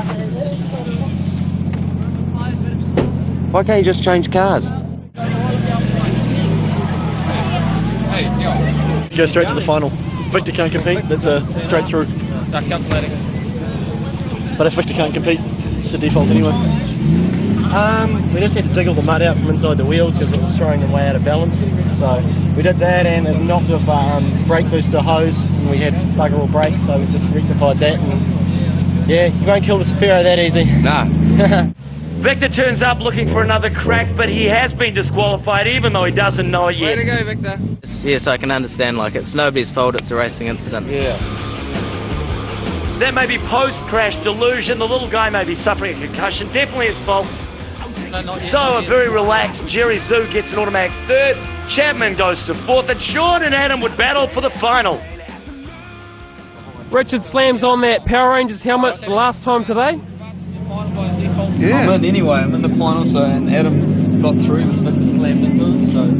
Keep it smooth? Yeah, anything can happen. And probably will Falconer. Take us through it, JT. Conditions are dry, so the boys are going super hard in this final battle for the day. Richards gets some understeer, and he is out of there, no way! Coming through the switch point, just understeers. There's definitely something broken under there somewhere. Ow! Adam hits the wall! Adam Richards has snapped his intercooler. Clean it half. I come out of there and wheels on a transfer, and I thought the wheels were pointing the other way, but obviously they weren't. It got some grip and just sped straight off the track. So, yeah, I don't know whether there's... the wheel alignment's a bit bent on it from that other stack, but yeah, just go. Whew, well, it's been nothing but high drama here at round 3 of D1NZ. First, we had the misunderstanding with Fanger, Dan and Richards. That sent Richards through to the semis. Then you get the clash, Chapman and Richards. That sends Richards through to the finals. And then what do you know? Richards gets in that mind space, spins, slides out on his very first run. He was chasing Sean Falconer, and it looks like Falconer is almost set to take out his first D1NZ of 2005 and put himself in the frame in the overall championship. It's unbelievable waiting so long for this, and it's finally happened. Pity it was by default with Adam crashing out there, but still, man, I'll take it. Yeah, I mean, there was a lot of pressure you were laying on it. You were driving pretty fast, nice line, nice angles. Yeah, I really got a good clean line through the inside there, and maybe that made him push it a bit hard and made him spin, I don't know, but yeah, I'm so stoked there. I swear I see a tear in the eye of the coach, and that win will put him into third in the overall leaderboard. Richard still leads it, but today belongs to Falconer. Round 4, call it. Oh, we'll see. You have to wait and see. Don't make me do that. That's it. We're done for D1NZ Round 3, brought to you by Pit Stop Race Performance Systems. It's starting to rain, so we're all going home. You're already at home because you're watching it on your televisions. Bye. Before we go, the Pit Stop Drift of the day, and it's Victor Top Gun Chapman. Maverick requests a flyby, then drifts around Castrol. Drift, there's a bit of grip in there. Flyby like in that movie Top Gun with Tom Cruise. Make sure you're with us July 23rd in Pukekohe for round 4 of the D1NZ. All the big guns will be there. Maverick, Goose, Iceman. Kelly McGuinness can't make it. This has been the magnificent D1NZ presented by Pit Stop Race Performance Systems.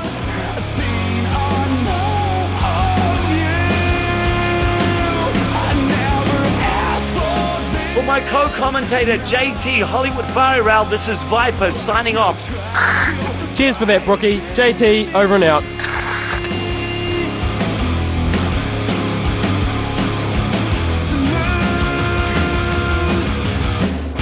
I find these titles work better if you play air guitar to them, so why not rock out with your sock out? This has been a product of the Unstoppable XS. Vipers.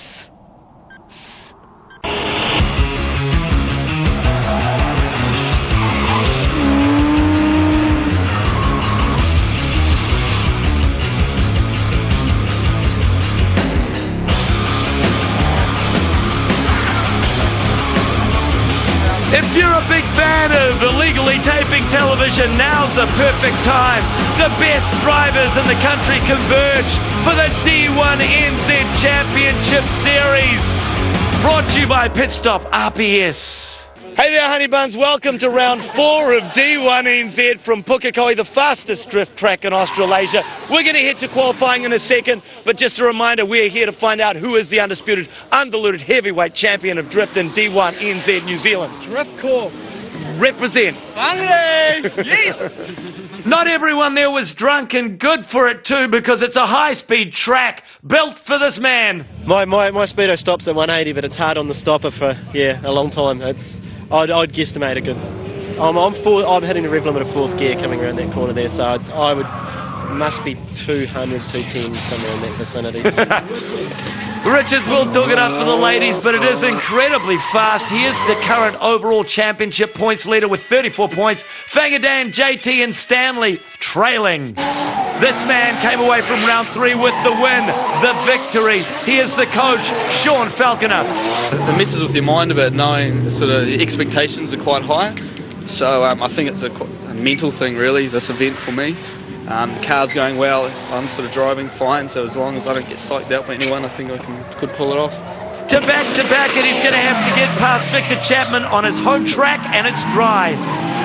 So wait, what's the deal? You've got no tyres? I've got tyres, but I'm just going to run out pretty quickly at the rate I went through these. So. Wow. Yeah. How many laps for that? I don't know, it was about 4 or 5 or something. Wow. Every one of these guys is running a pretty hefty power plant at around 330 kilowatts. Fanga Dam. Come prepared, keep it clean. Put my bumper on. Justin asked me if I was going to leave it on for practice. I said, yep, I'm not going to go off the grass today. So. Justin Root is back in the championship after a break where he played team boss for D1NZ. He's still looking like he's in form and rocking the 01. Drift culture has hit an all-time high in New Zealand, largely in part to this fella, the Don Corleone, Dion Yandel. How you going? Welcome, drift fans. The sun is out and Puka snowy. Genius, take us through qualifying. Tony Bemerman on a slight spin, he'll make it through, as well as Brad Kidney, arm out the door. Sadly, Stephen Soul and the Sheriff Scott Andrews axed. Crazy Will Cook and his little DX Corolla working it to the limit. He'll make it through for the day. Jerry Zoo makes it through in his high-powered, bright yellow S13. Rohan Knowles working his high-powered machine. Bit of a spin there, but he'll make it as well. They're fair honking out there, mate. I was on the back of Falconer before, and he almost left me for dead, I tell you. Damn, boy. No, they've really lifted the game since I was here last competing with them, which was probably a year and a half ago at Pookie. And they've definitely come a long way, and big props. Plenty of power in the top 16. Look out for Adam Richards, Fanga Dan, Justin Root, Victor Chapman, and a Sean Falconer. Bring it on! This is it. It's time for the top 16 in your D1NZ. All the action with the usual suspects up in there, plus a couple of young guns. Who will take it out and who will go to that top 8? You'll find out right now. Will versus Adam Richards, and it's Will's first top 16. He's drawn the big gun, the current competition leader. It's going to be a big ask, but that DX, classic DX with the Elf stickers, it could do it. Doing it for the 70s/early 80s.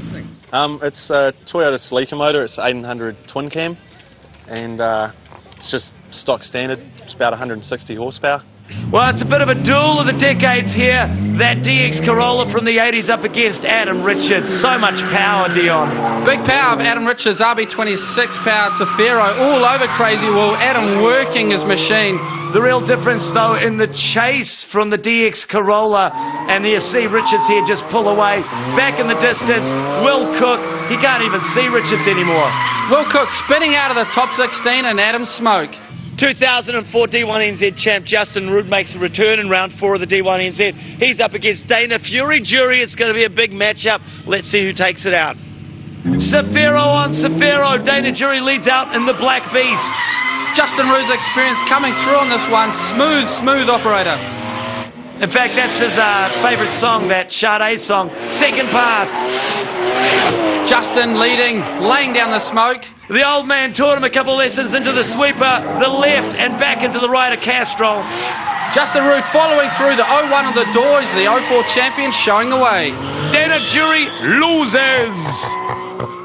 Earlier in the day when we asked Sean, the coach Falconer, who could threaten him, he said this man, Jerry Zoo. One of them is staying in the stands and watching the top 8 from there. The other one's going through. Who will it be? The two S13s covered in high speed off the main straight. Zoo leading. Falcon showing a bit more refined line there. Let's see how they go on the second run. Swapping places. Falconer showing his stuff. Zoo coming in pretty late. Falconer's already sideways. Let's have a look. Who's it going to be? Lights ablaze for Jerry.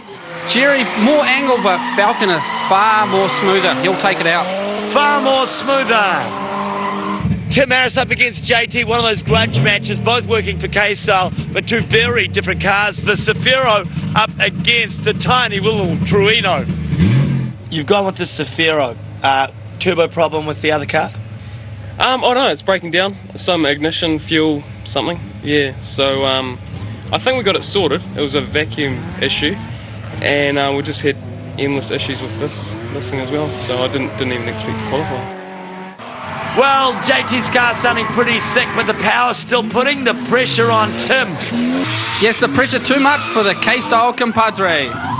He spins out, and JT just has one run to complete. He'll go through.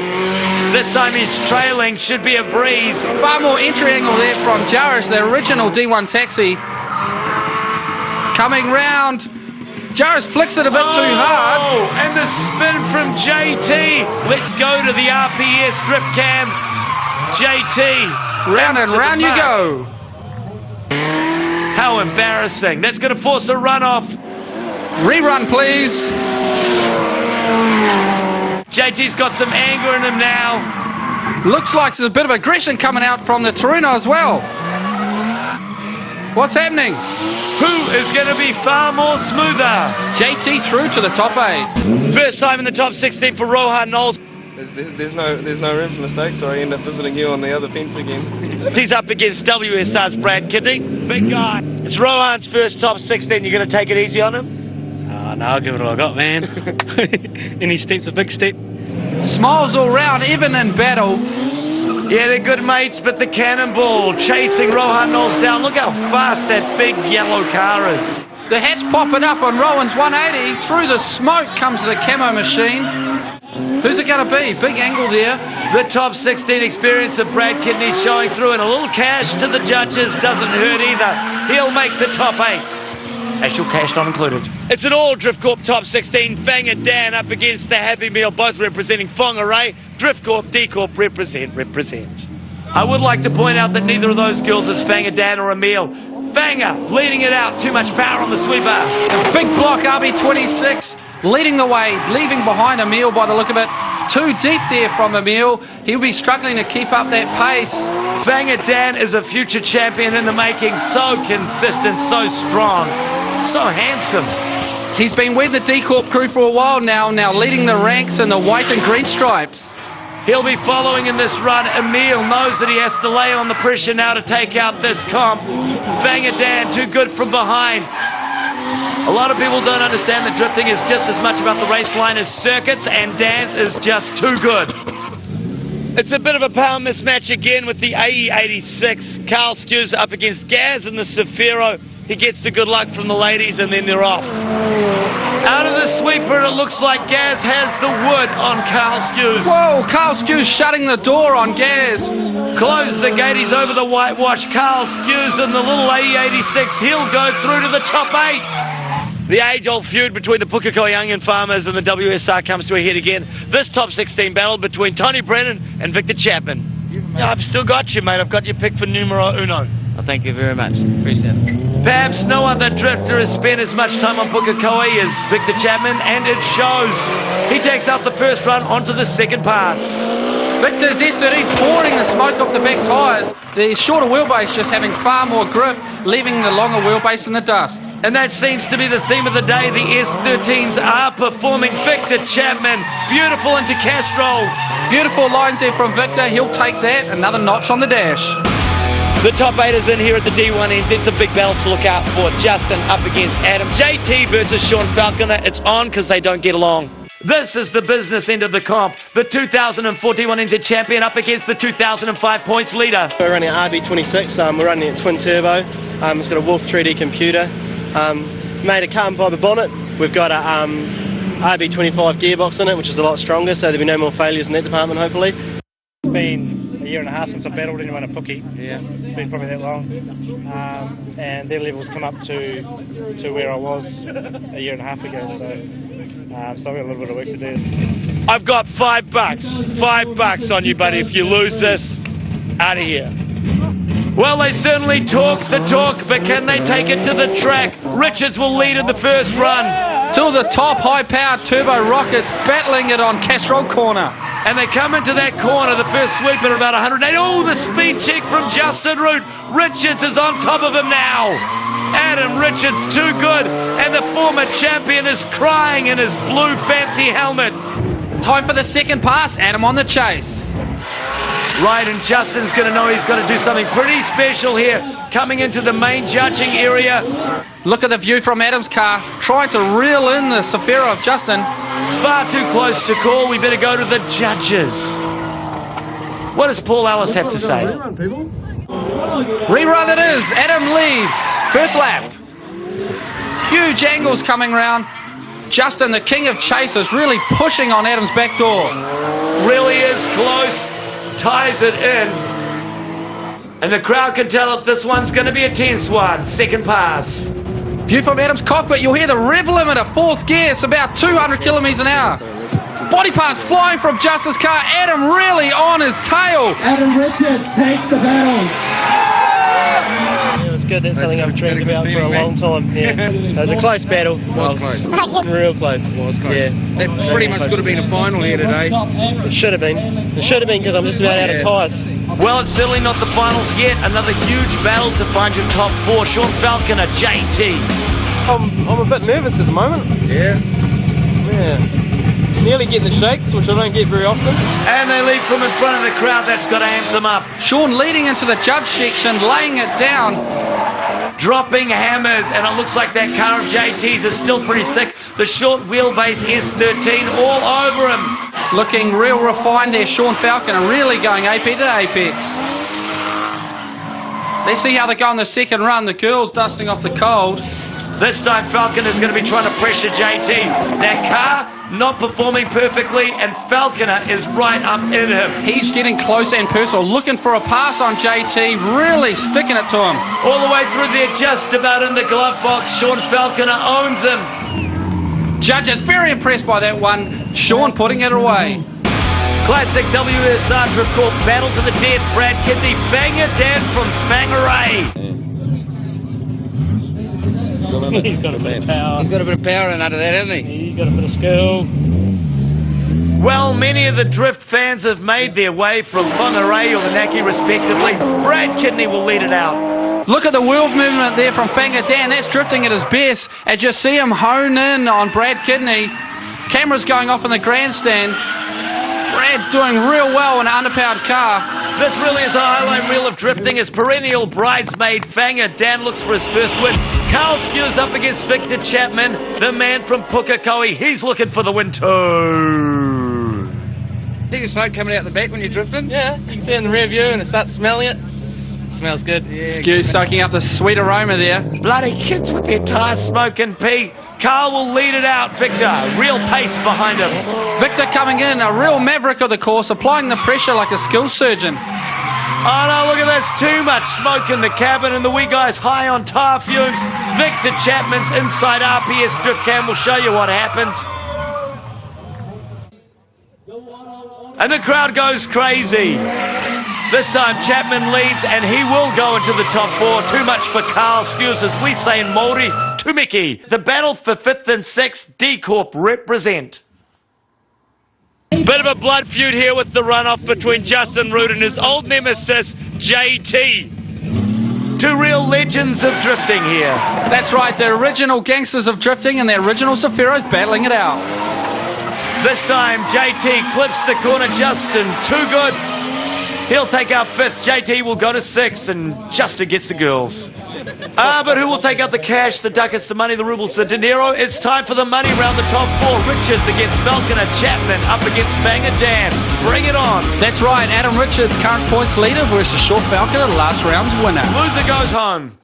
Time for the final four and a big matchup. Adam Richards, current championship leader, up against Sean Falconer. Now Falconer won round 3 and is looking to take out this championship.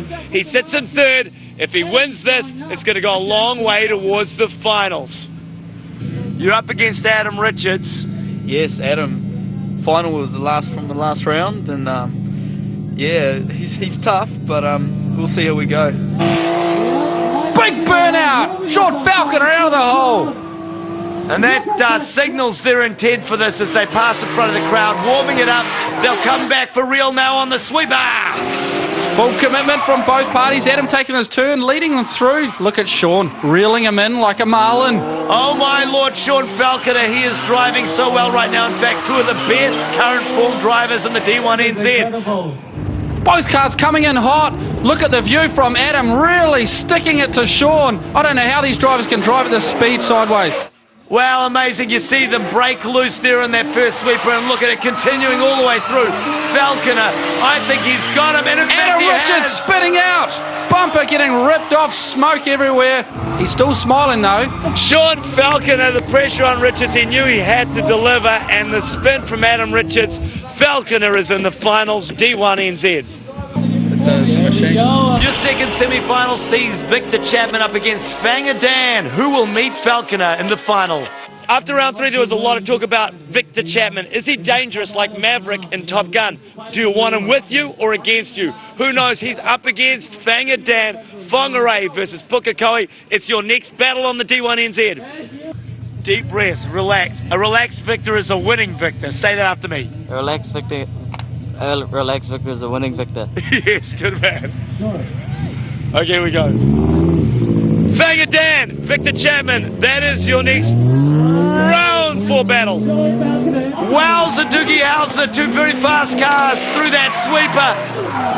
Listen to that S13, Victor getting pushed to the limit of cohesion.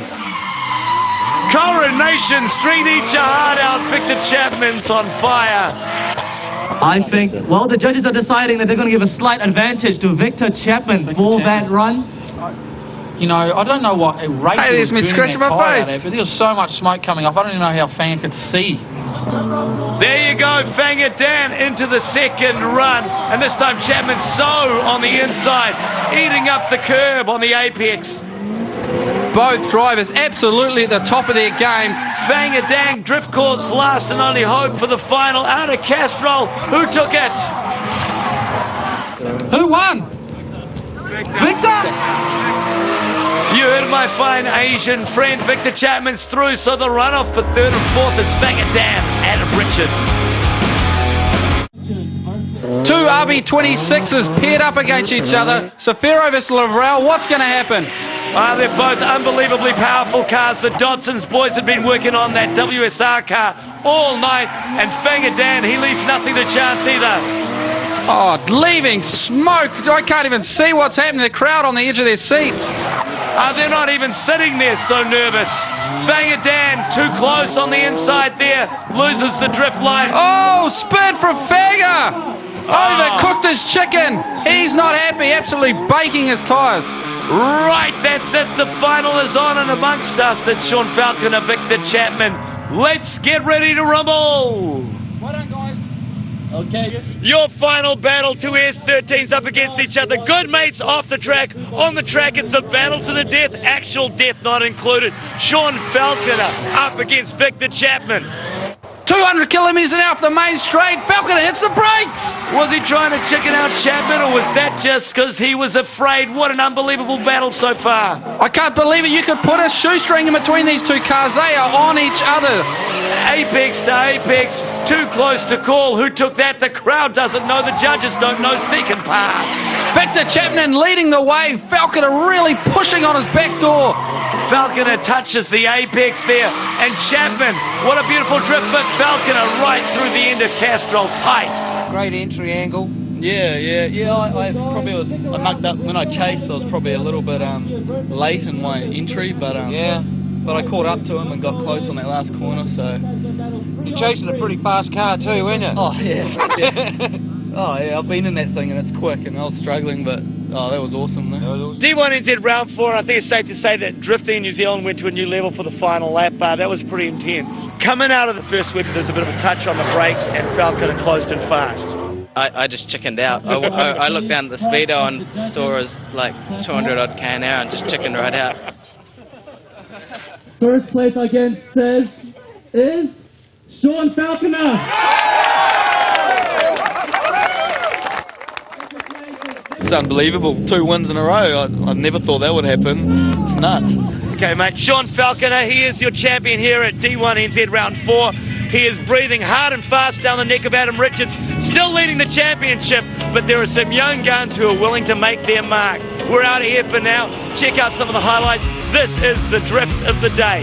Indeed, Pit Stop brings you Justin Root and Adam Richards, 2 real legends and reasonably good looking to boot in our drift of the day.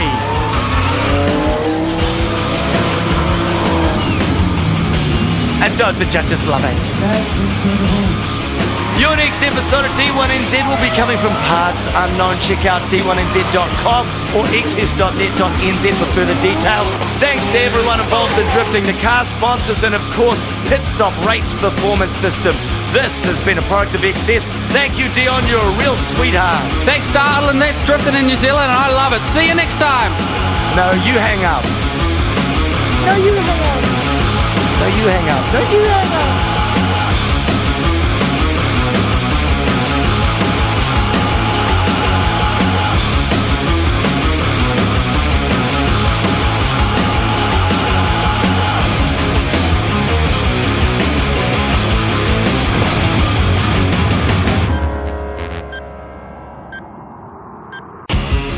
Make a beeline to the couch if you're feeling nervous. Butterflies in the stomach, even that smell you smell is burning rubber. D1NZ.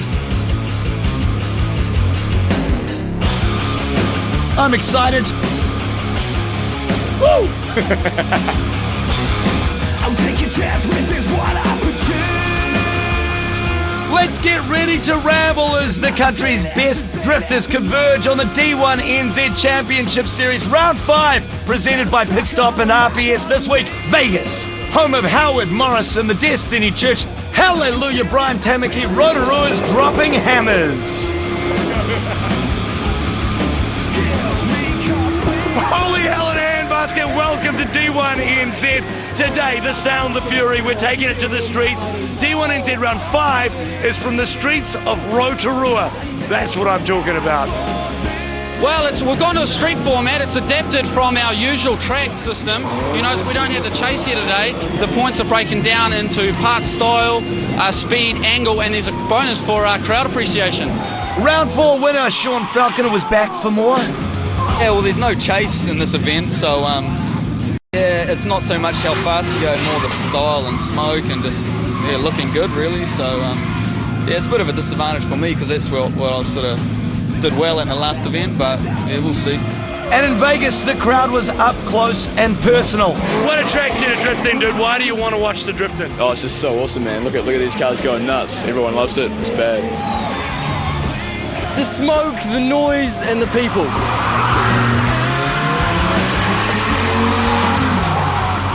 When you're coming down towards coming into the entry into one of those hairpins, the gap's pretty narrow, especially when you're going sideways. Yeah, it's just going to be a case of getting it right and keeping it off the barriers, you know. Have you guys seen Team America? Yes. You guys look like the guys from Team America World Police. It's cool to get a bit of reaction from the crowd, so you're just going for it. It's me. I haven't seen it like this before. It's wicked. For the first time ever in Australasia's history, drifting on the streets, qualification was as much a demonstration. The crowd loving it. Many of the usual suspects qualifying. We got Justin Roode, Adam Richards, Sean Falconer, Victor Chapman, etc. And some newcomers as well. Yeah, Steve Mitchell. He'll be fizzing. Well, the top 16 are in, and there are going to be some real battles, including, of course, local Rohan Knowles up against Adam Richards. Frank, what's the format like? Okay, we're going to have a special street format because we can only run one car at a time here in Rotorua. It's going to be a straight points format, 1 to 10. The guy with the highest point takes the battle. Right, they progress until we find a winner. Some incredible battles.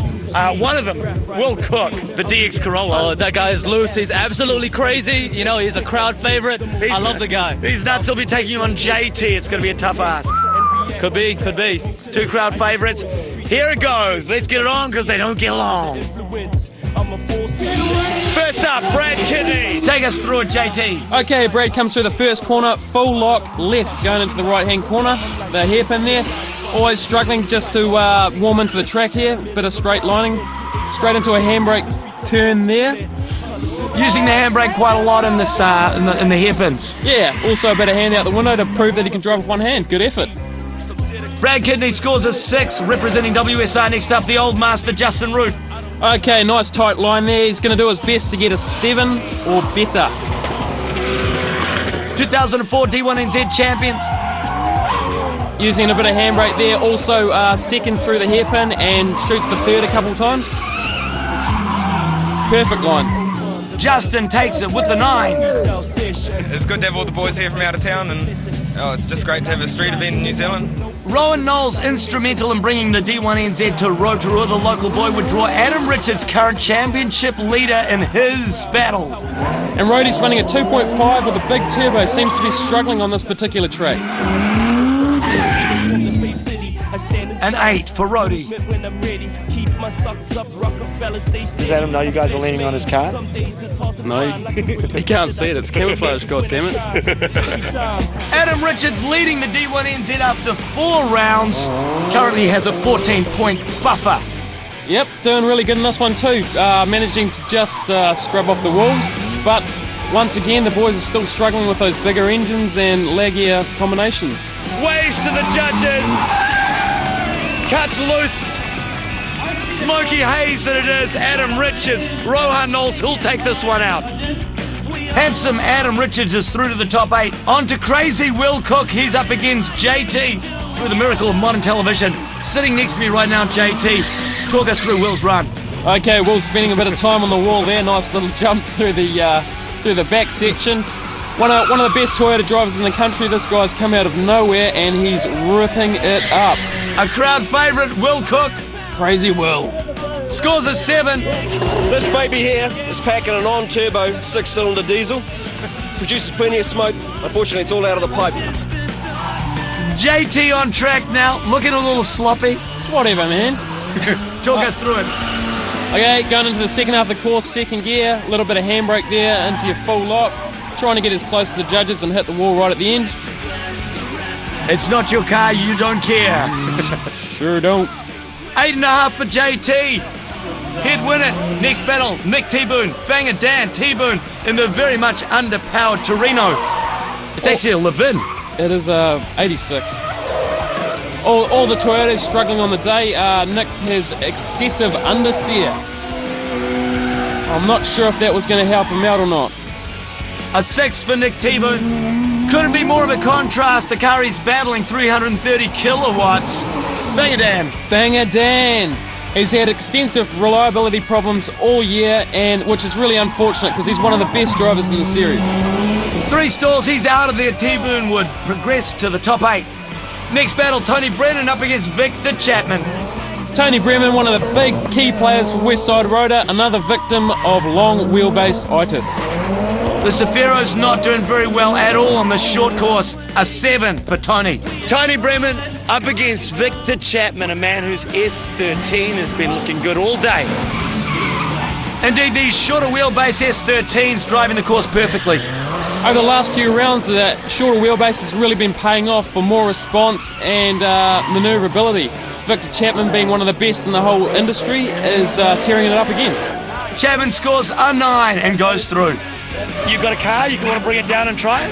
Nah, I can't do that. I'll ever run the corners. Richard Lund looks like he's driving a V8. It is, in fact, an RV Nissan powered engine dropped into a Commodore body. He'd be up against Dana Fury. Lund doing as best he can on this course. Nearly touched the wall back early, which should score high points. Crowd loves a little wall contact. 6 points for Richard Lund up against the Fury, Dana. Dana the Fury, another victim of the wheelbase. Another Safiro. They go great at Pukekohe, but just too big for this track. He scores a 4. Hey, y'all.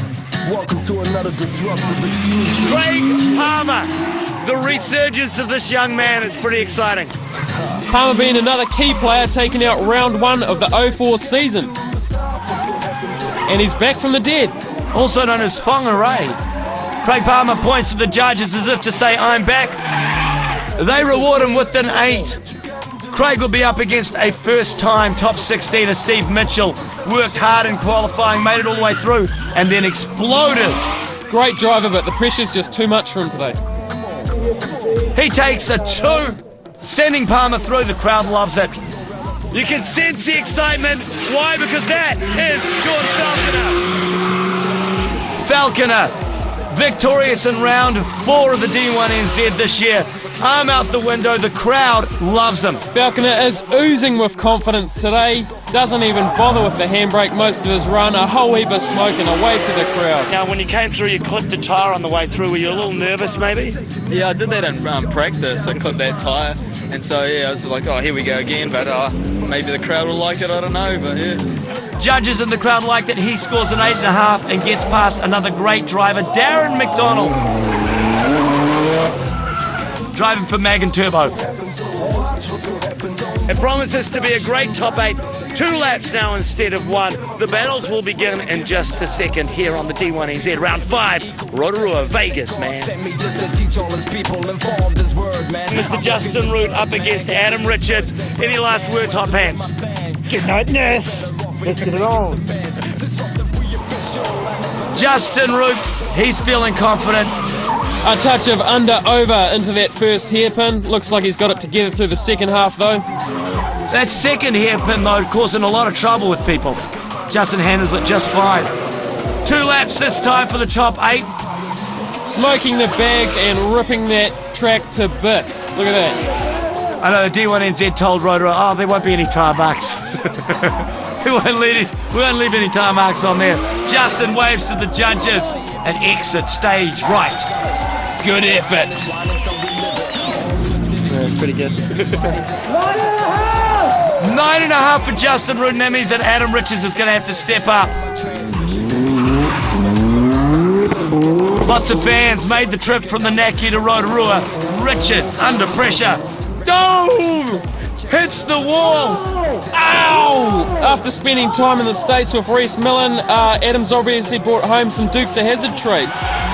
That could leave the championship wide open. Of course, Richards, championship leader right now. Adam Richards collects the fence. This is high drama here at the D1NZ. I thought I'd be able to get away with just kissing the wall there and it would bounce back out again, but it's been hooked up in it and just, yeah, turned ugly. Richards out of the picture. JT up against Nick Thibault now. Giant killer. JT out of the gate first. On track. Little brake action. And then powers out of the corner through the wet. Cut to the second lap. Second hairpin. Crucial. Comes in tight. JT, nice run. Drift Corp represent. He scores a 9.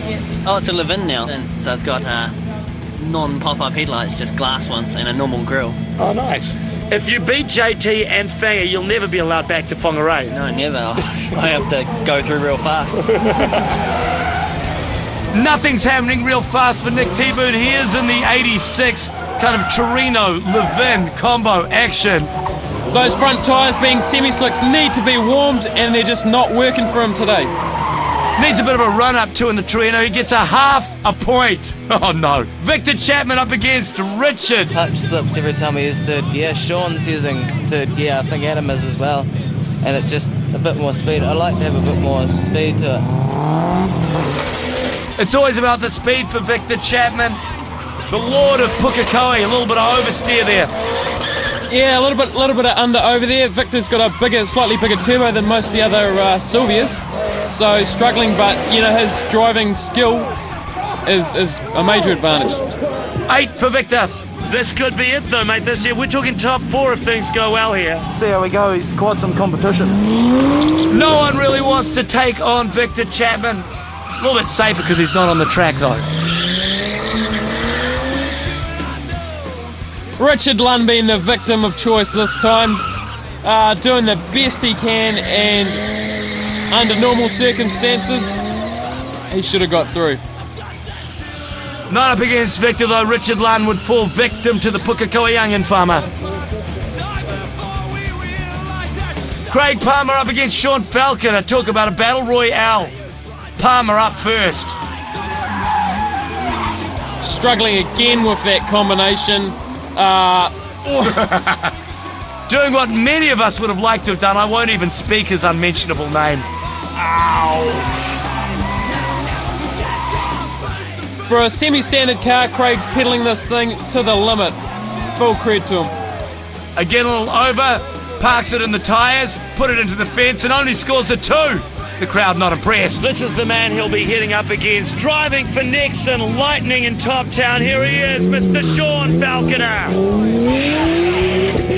Falconer with flawless runs all day. He's going to be unstoppable by the looks of things. Well, he started up the year kind of slowly. He's turned into sort of the official rock star of the tour, the D1NZ.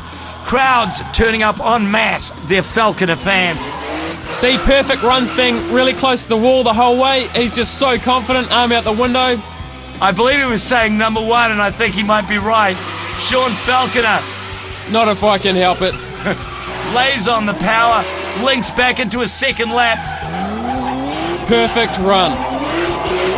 And the crowd knows it, they're educated, at least in drifting.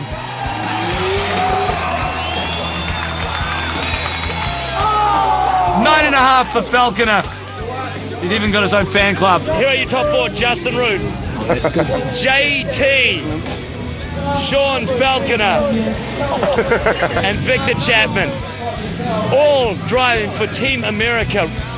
Justin Root, JT, Victor Chapman, Sean Falconer, and we're about to attack Justin versus JT.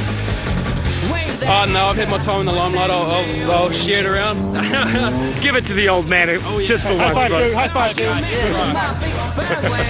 Couldn't be more nervous. Justin Root on course. Well, at the start of the day, they were driving this course nervously. No nerves anymore. They're putting it into the barrier if they have to. Justin Root. Still feeling the pressure. Another bit of under-over into that first hairpin, but really confident. Oh, takes a spin on the second hairpin. Well, that's the hard one. The line's got to be perfect. Both the entry angle and the exit essential to get this next corner right. From here on in, he's pissed, so he's holding that throttle wide. 2 rules in life, JT. A, don't use your back like a crane. B, don't drive angry. Justin Root, driving angry. A victim of burnouts. He scores a 2. And then he lights the tyre for the Rotorua Hotties. Bring him on. Oh, yeah. Justin has left the door open for JT. Let's see what the Sylvia can do. Talk us through it, JT. Okay, I'm feeling the pressure about here and... pressure? He scored a 2, bro. Yeah, I'm still nervous, you know. Anyway, into the second hairpin, trying to get as close to that wall to take out Ketzel. Back into the second hairpin, feeling very confident. Now, didn't I say we didn't mention his name on the television show, ever? He's paying me. JT rounds the final corner with another flawless run. Perfect. 9, not quite perfect. Your next battle, Victor Chapman up against Sean Falconer. Grey mates off the track. Evil enemy foes on track. Chapman up first. Chapman's aggression coming through on this run. He wants that first place. If there's any D1NZ driver that's ever going to go postal and start shooting people, ladies and gentlemen, it is Victor Chapman. No comment. He drives angry and he drives well. Look at him go. Apexes it a bit hard there, lifts the front wheel and goes offline. He's pissed. I tell you what, no other driver generates as much smoke as Chapman. That's why the crowd loves him. Still having clutch problems, and you can hear it there. The change is just not going through. Chapman, he's going to pull out of this. Well, he's my favourite D1NZ driver. He's the 2007 champion, but this man on course to be 2006 champion. If he wins this, he will be equal on points with Adam Richards at the top of the D1NZ ladder, Sean Falconer. Sean the Flaming Falconer. Flaming.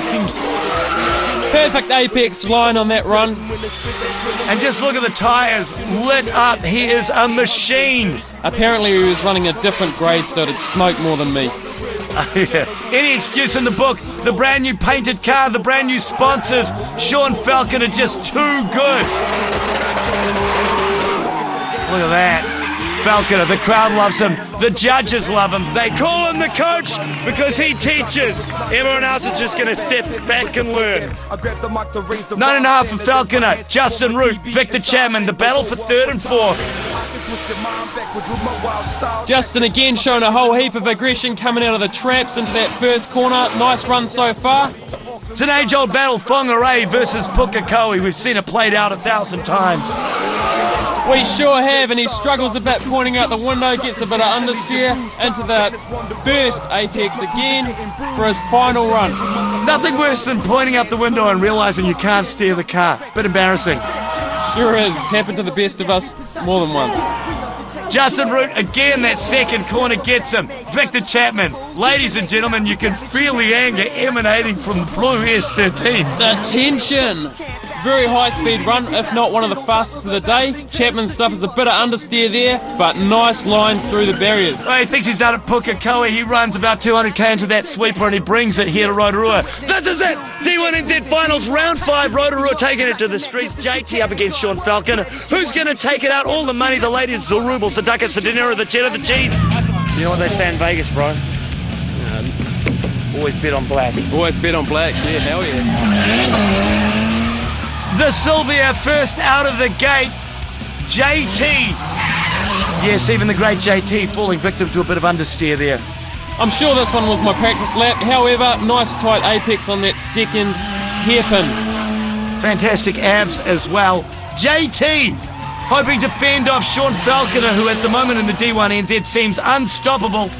Trying to get nice and close to those walls, up close and personal. I already had a moment earlier in the day. As you can see the damage on the back right there. The crowd loves it. Okay, came into this looking to take out this round. If he does, he applies real pressure to Adam Richards in the championship. Sean Falconer. There's a real argument to not talk over this, because if you're out there and you want to be in drift, you want to be a professional drifter, watch him, learn from him. They call him the coach. His name is Sean Falconer. Looking for the top spot.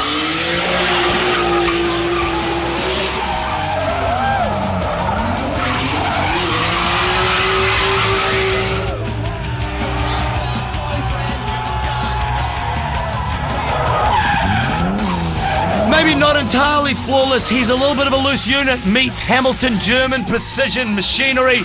Sean Falconer waves to the crowd. Sean Falconer and JT doing battle to the death. Both of them tearing it up. Who's going to win? Find out right now here on D1NZ. Sean Falconer! Sean Falconer representing Hamilton. 3 D1NZ wins in a row. It's never been done before in the history. No, it hasn't. Good effort, Sean. 3 in a row and I'm back up there, so it's epic. I think I got the barriers at the end there just to finish it off. Yeah, it's good. So Sean Falconer owns round 5 in Vegas, and that puts him on equal first with Adam Richards at the top of the championship ladder. Now I'll talk to our pit stop race performance systems. Drift of the day, eh? Yeah, hey, do it again. Sure. And who's more deserving of this RPS muffler system than the Dukes of Hazzard stunt driver extraordinaire, Luke Duke. Also known as Adam Richards' Roscoe Pico train, rides the wall. Close the gate, he's over the whitewash. We will see you October 15, Pukekohe, when the championship will be decided. It's tied up, Falconer, Richards, who'll win it? The D1NZ Championship Series is presented by Pit Stop and RPS. I just looked through the points and you can't win it, dude. I'm out of there. You could get second. Always next year. Yeah, I'll shoot for second. Second place is the first loser. I know, but I'm still on the points board. Keep telling yourself that, bro. October 15th, we'll see you there because I love you. Same here. I love you more than him.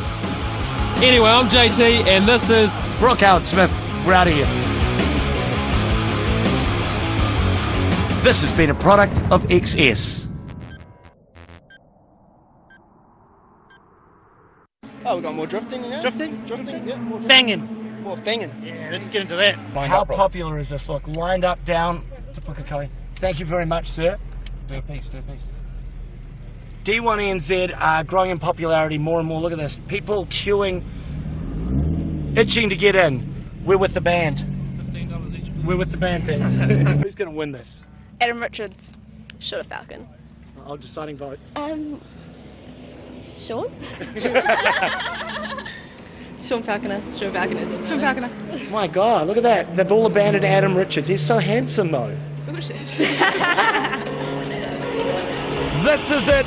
Our final episode, round 6 of D1NZ, and our chance to find a D1NZ Drift Champion for 2005. The final, the end, the last, the crescendo, the apex, the grand finale.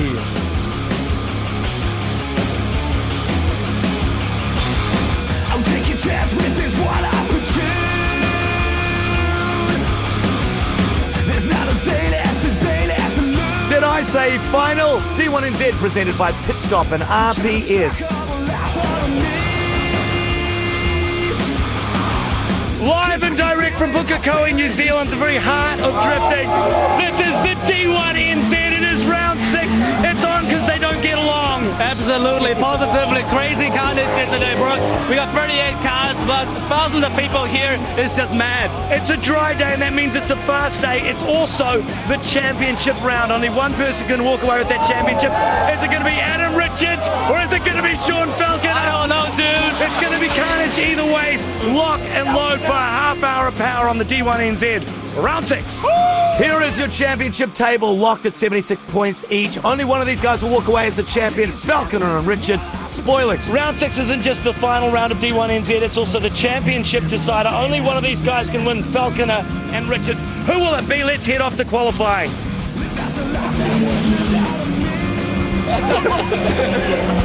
Sean Falconer has won back-to-back D1NZs and got himself in a position to win it. Yeah, the championship's sort of the main thing for today, really. I'm not too worried where I come as long as I'm ahead of Adam. So that's the key, yeah. His car's right here, you can guarantee. Let's go around to his engine bay and guarantee that right now. No security, Richard. It's kind of his fault, isn't it? Oh, yeah. Well, he was trying to feed me some dodgy water before, so maybe, yeah, I don't know, it's all go. I say if these new tyres have got to be over 200k, that entry, so yeah, we'll have to do a bit of testing this morning and see what sort of speeds we can get up to. Ready to throw down, right? Yeah, for sure. It's going to be all go today. Falconer. Squaring off against Falconer is Taranaki's very own Adam Richards. He may have won a couple of battles, but you're here to win the war. Yeah, well that's it, yeah. We've made it even up, we've got it nice and close. I think we're about 280, 290 at the wheels. It's a relatively basic sort of a tune, fairly mild, but it's got HPS cams and some rebuilt uprated turbos, greedy cam gears, N1 spec bearings, and it's just been rebuilt and blueprinted by Johnson's Motorsport. Adam Richards, Sean Falconer in a battle to the death, actual death included this time because it's the championship. Oh, I didn't realise that. Oh, Jesus. The bad luck continues. We're in qualification, and that's Adam Richards, and he looks like he's lost the back fender. Hopefully the car's fine. He, of course, is chasing the championship. He has to get that car up and running by the time it's time for top 16. Bad news. It's not fatal. The Safira will live to fight another battle, but yeah, it's not a good start to the day, but it's okay. When you feel a contact like that, are you sitting there going, oh man, is the car screwed? Yeah. Definitely, that was a fairly solid one, and it was just, yeah, it was ugly. Well, it wasn't just Richards and Falconer at D1NZ Round 6 Pukekohe. Other drivers, including Will Cook, with me, Frank Liu. Yes, and we have a broad range of cars. It's not only just Nissans here at D1NZ. Although there are quite a few, like Darren McDonald right now, an SR20 powered S13 sponsored by Mag and Turbo Warehouse. And of course, our 2004 Drift Champion, Justin Roos. That's the Terminator today. We're doing Mad Max styles. Okay, we're going to go out there and disrupt the crews out there. I haven't got a shit show how of winning or doing anything, but we're going to go out there, have some fun, and just mix it up. Tied in third place in this year's championship, JT. Yes, he was having a bit of trouble with his K-Style S13, but not for Fanger Dan with his 500 plus horsepower at Laurel, nor his Darkerville counterpart Gas. Just all the drift bits, yeah, just maxed out pretty much. A bit lighter than the old Safira, so yeah, more traction. Pukekohe has always been Victor Chapman's track, and he left his mark on it just before round 6 when he totaled his trademark blue S13. Destroyed the car? Yep, destroyed it completely. How bad? Was doing 100k when I impacted the wall, broke 6 posts and 10 links of Armco, so yeah, big impact. Just go out there, just be calm, and just be consistent, you know, that's how you qualify. Now it's time to check out the highlights from the qualifying round. Farmers coming in all tattooed up and crying spray paint. Wasn't getting hit, I ain't done done it in a while. Execute a track, they said I'm kicking freestyles. Fine lines and fat cash reference upon tile. Here's a final product and it's looking kinda wild. Got the DJ on the table, yo, he's acting up the crowd. Hit you fast as lightning, spine single-minded, biting, split, switch, shots a guy in Viking. Besides timing, I'm leaving scriptures inside your lining. We kick the type of hip-hop, got you not minded. It's like that, it's like that. Definition is this dope, ill, raw, fat. It's like that, it's like that. Representing hip-hop. I'll give it a couple of years and yeah, just give it a beating until it can't handle it anymore. Realest be our alias, illest to the fittest. Cause when we on the mic, we'll definitely have you feeling this. DJs, the beat never stops. MC, we coming straight off the top. B-boys, who proceed to rock. Referring on the wall and never waste the drop. I'm using my element, the force skill, my most extravagant wordsmanship. So fat is rated, ultra elegant, refined rhymes. With the pocket of pocket size, with the fat cap in the back half of my eagle eye. Boys are going hard. The rest of a couple of the other D-Club boys made it in too. You'll be pretty pleased to know. Gaz is in. Yep. Reese is in. Yeah. Emil, get in there. Yeah, he's in. Oh, yeah. Awesome. Looking up. Hey, Justin in there. Yeah, the old man made it. Yeah. Hey, looking up. Popper. Demonstrating hip-hop with verbal missiles. Precise like a one-night snapper, I'm on target. Unreleased tracks to be released in the market. Hip-hop's about to evade like cyclone bowlers. So step into the mind of an MC in the culture. What up to be men, MCs and turntablists. To get into this game is survival of the ablest. Realest be our alias, illest to the fittest. Cause when we on the mic, we'll definitely have you feeling this. DJs, the beat never stops. MC, we coming straight off the top. B-boys, who proceed to rock. Referring on the wall and never waste the drop. The culture, the culture, the culture, the culture.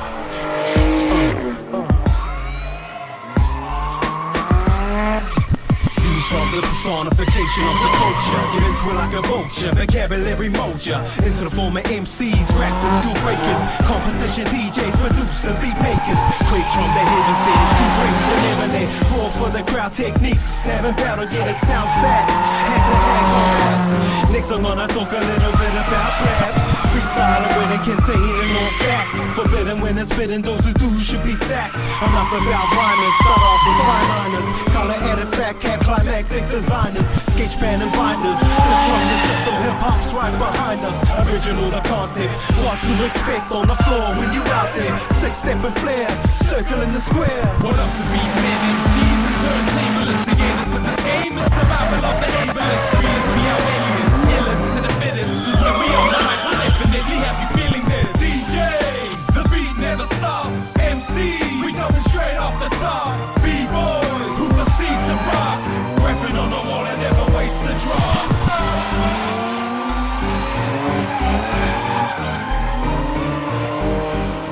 I just can't wait for next year. Cool. I can't wait to get on the train and go drifting. Yeah. Man. Thanks, man. What sort of car are we going to see you next year then, Vic? It's next year now for you, man. Yeah, I don't know if there will be next year at this stage for me, but we'll see how I get on. Ghetto cars and glamour girls. Oh, you're a naughty boy, Scotty. It's West Side Road and Scott Andrews, also in a 500 horsepower L'Oreal, just charging up the back straight and being our last qualifier of the day. Falconer! Plenty of the usual suspects in the top 16 in a myriad, a plethora of cars. Plethora. Our first battle, my good man Fanga Dan from Whangarei up against the man himself, Mr. Nick T-Boone, driving the Toyota. It's a power mismatch. Let's get it on. He's got like 94 horsepower. Yeah. In the drift battle, it's all about closing that gap, how close you can get to your competitor in front of you whilst you're sliding. And that 94 horsepower looks like a bit of a difficulty for Nick T-Boone against a 550 horsepower L'Oreal of Fanga Dan. Closest we've had to a driver lapping the trailing car in D1NZ ever. Yeah, well, it's the last day for the car, so I figure it doesn't matter what happens to it. Are you scrapping it, are you? Yeah, that's it. Today's the last day. You want to get someone to buy this? How much? No, I'm just going to dig a hole and bury it. Well, this is it. The last run for Scott Andrews in the Copmobile has been made famous. He's going to be up against Dana Jury. Let's see what he says. That's sweet as, because I was just going to do the same to him, so hopefully we can meet in the middle somewhere. They are focused on destruction. Dana Jury, Scott Andrews, let the battle begin. Scott Andrews still jet lagged from having to travel back in time and purchasing that helmet in 1984. It's a battle of Naki versus Naki, both guys from New Plymouth. Scotty's got a bit more power in that RB30, a 3-litre bottom end, and he's now chasing Dana Jury. Getting a little bit more angle coming through. Dana dropped his wheel into the dirt, costing him some valuable points. But Scotty's able to close up the gap at the end with a lot more angle, taking the win. Will Cook up against Emil. Drift Corp takes on the DX Corolla. You just want to stay away from the car to make sure he doesn't take you out? Pretty much. He's a bit of a mongrel. Look at his car. Oh, chrome bumpers will definitely take him out. Let him go! Well, it is a battle of the ages. The late 70s DX Corolla up against Emil. And just a side note, his modelling career going very well at the moment, Frank. That's right, the most Hampson-ness drifter in Whangarei. Looks like Will Cook cooking it up a bit too hard, dropping straight into the dirt and spinning out for a good old 0-point run. Cooking it up, maybe even overcooking it. Eh? Eh? As the ladies watch on, Will Cook on the second pass, again in the dirt. Not quite, but straightening up. 3 wheels onto the dirt. Fresh from Fashion Week, Emil's in the top 8. They call him the coach. 3 back-to-back wins, and now he's up in the top 16. This is when the focus starts happening. I've been driving well, but I'm up against Steve Soul. I've heard he's doing well too, so hopefully we'll make a good battle. Now, you didn't want to draw this, did you? No way. May the Jedi Force be with you. You're on, mate. Let's go. Steve Soul up against Sean Falconer.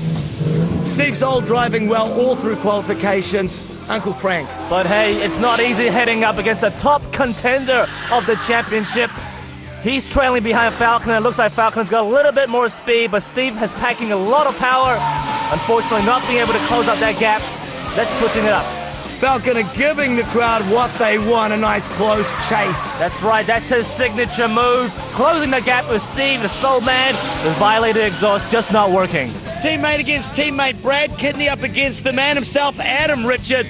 Would you let him go through just to see him win the championship? Such a tough call, man. I've been asked it more than once. Yeah, I don't know. The answer is no, man, no! You want to win, you want to win. Well, the Cannonball up against Adam Richards. Well, I don't know what you're talking about. I can't see any cars on the track. But if you look closely, Brad Kidney's up front. Adam Richards just trying to school his teammate, closing the gap nice and tight at the end of the judged area. Well, over the course of the season, Brad's been driving better and better, but again, drawing Adam Richards, it's not easy. Yep, Adam's just pulling away from Brad. It's all textbook for the man from the Naki. The Sylvia up against Reese McBreen from Drift Corp. JT, do you sometimes think, you know, these Whanga boys, they come down here, they try to take it out. Moriwa. Yeah, they're still my boys, so, you know, may the best man win. Is he going to take it easy on you reckon? Oh, I don't think so. Well, Reese, the Dream McBreen, Whangarei. Yes, teammate versus teammate. S13 versus S13.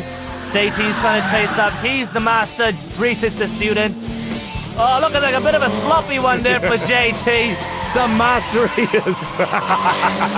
McBreen wins. It's the age-old battle. WSR up against Drift Corp. Tony Bremen up against Gaz. Drift Corp represent? Yeah, boy. One last thank you, Gaz. Thanks, Dad. Is your door supposed to be a jump like that? Ow! Gaz Leiter up against Tony Bremen. Two of the up-and-comers in D1NZ. Northland versus West Coast. Gaz Leiter just pulling away from Tony. Tony's a very accomplished driver. Word is he has a new car for the 2006 season, but that doesn't matter now. He's trailing behind Gaz Leiter. Bremen puts it into the dirt. Gaz wins. Nothing but meanness. Mad Max, a.k.a. Justin Root. He's up against Darren McDonald, who's going to be feeling the hurt and pain of taking on the big, fat, black car. It's time for a fight. Mag and Turbo Warehouses, Darren McDonald up against Justin Root. And you can find your own Justin Root hot pink t-shirt at all good clothing stores. Absolutely. Justin Root in the matte black returning to the Thunderdome. Followed closely behind by Darren McDonald in the SR20 S13. all textbook here for Justin Root, our 2004 champion. But what's going to happen here on the next run? Darren's been on the scene since day one, so he knows Justin just as well as anyone else. Through the first sweeper, Darren pulling away, and then, oh Lord! Turning left into the Thunderdome is Justin Root. Oh, I think he indicated. Justin Root. All show, no flow. Justin eliminated from round 6. Here's your top 8. Fanger, Sean, Adam, Darren McDonald, Scott Andrews, Emil Reese, and Gaz. So we got the top 8. We're not short of controversy. JT and Justin Root will be watching this one from the sidelines. Falconer and Richards are still in there, and they're battling for that championship. Let's get it on like Donkey Kong. First up, Fanger Dan Scott Andrews, the Power Rangers helmet from Whangarei up against the 1984 Tonka Toys helmet. The RB30 of Scotty's Laurel screaming through the sweepers, but whoop-hoo-hoo! Up he goes, reverse back across the ditch. And Fanger easily takes the win for another win for the boy from Whangarei. Next up on the block, Sean Falconer up against Emil. Drive the pants on it. Yeah, we'll do. I'm not gay or nothing, Frank, but these guys are good looking. Yes, they are hot indeed. Sean Falconer leaves no prisoners here at Pukekohe, and he heads off straight hard into the judged area.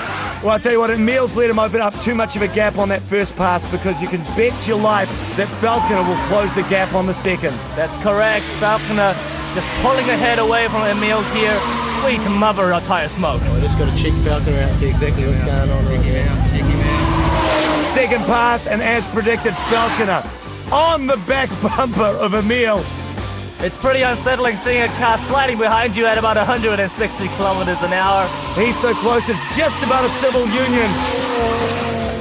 And Falconer takes the win. Next up, Adam Richards, Reese McBreen. To get up there on him, you're going to have to be pinning it at 200 Ks. Are you ready to do it? I haven't done it that fast before. It's that kind of explosive confidence that you need when you're taking on Adam Richards. That's correct. And the lack of speed shows here. Adam Richards easily chopping it up ahead and front, switching it from right to left in the transition now. But where's Reese McBreen? He's in reverse. Playing in the kitty litter. And Adam Richards comfortably hits on forwards to take that run. Now let's switch it up. Second pass, and Richards is driving like butter. Pressure on McBreen, and Adam will take it. Bit of a Cinderella story as the Mag and Turbo Warehouse's Darren McDonald takes out Justin Root in the top 16, top 8 time, and now he's up against Gaz. Well, that the headshot is far less Cinderella, a lot more Police 10-7. Gaz leading out the first pass. That's right, Public Enemy versus Guns N' Roses. Darren McDonald going a lot wider than Gaz, but Gaz easily and comfortably pulling away from him in this first run. Those wide apexes, you just wipe off too much speed, and it shows in the last corner through Castro. Gaz takes it out. Switching it up now, Darren McDonald now in front. Gaz trying to get up close for the chase, dropping a couple of wheels in the dirt, slowing him a little bit down. Looks like Gaz is really closing up here through that last apex like it ain't no fan. It's headed for a showdown, isn't it, man? It's looking that way, I mean, yeah.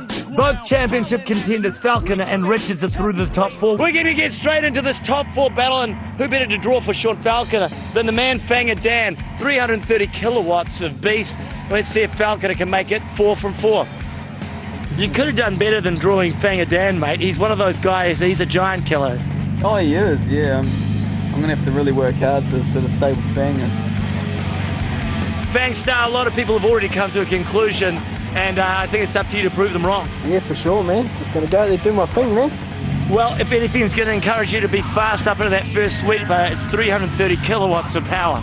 Yes. He's a bit up on me, but oh well. You have a good day, mate. Enjoy yourself. Just another day at the office for Sean Falconer as he takes on Fanger Dan to find out who will make that final. If you're a young aspiring drifter, this is quality right here. 2 of the best on display. Hold on to your seat. This is the tightest battle we've seen today so far.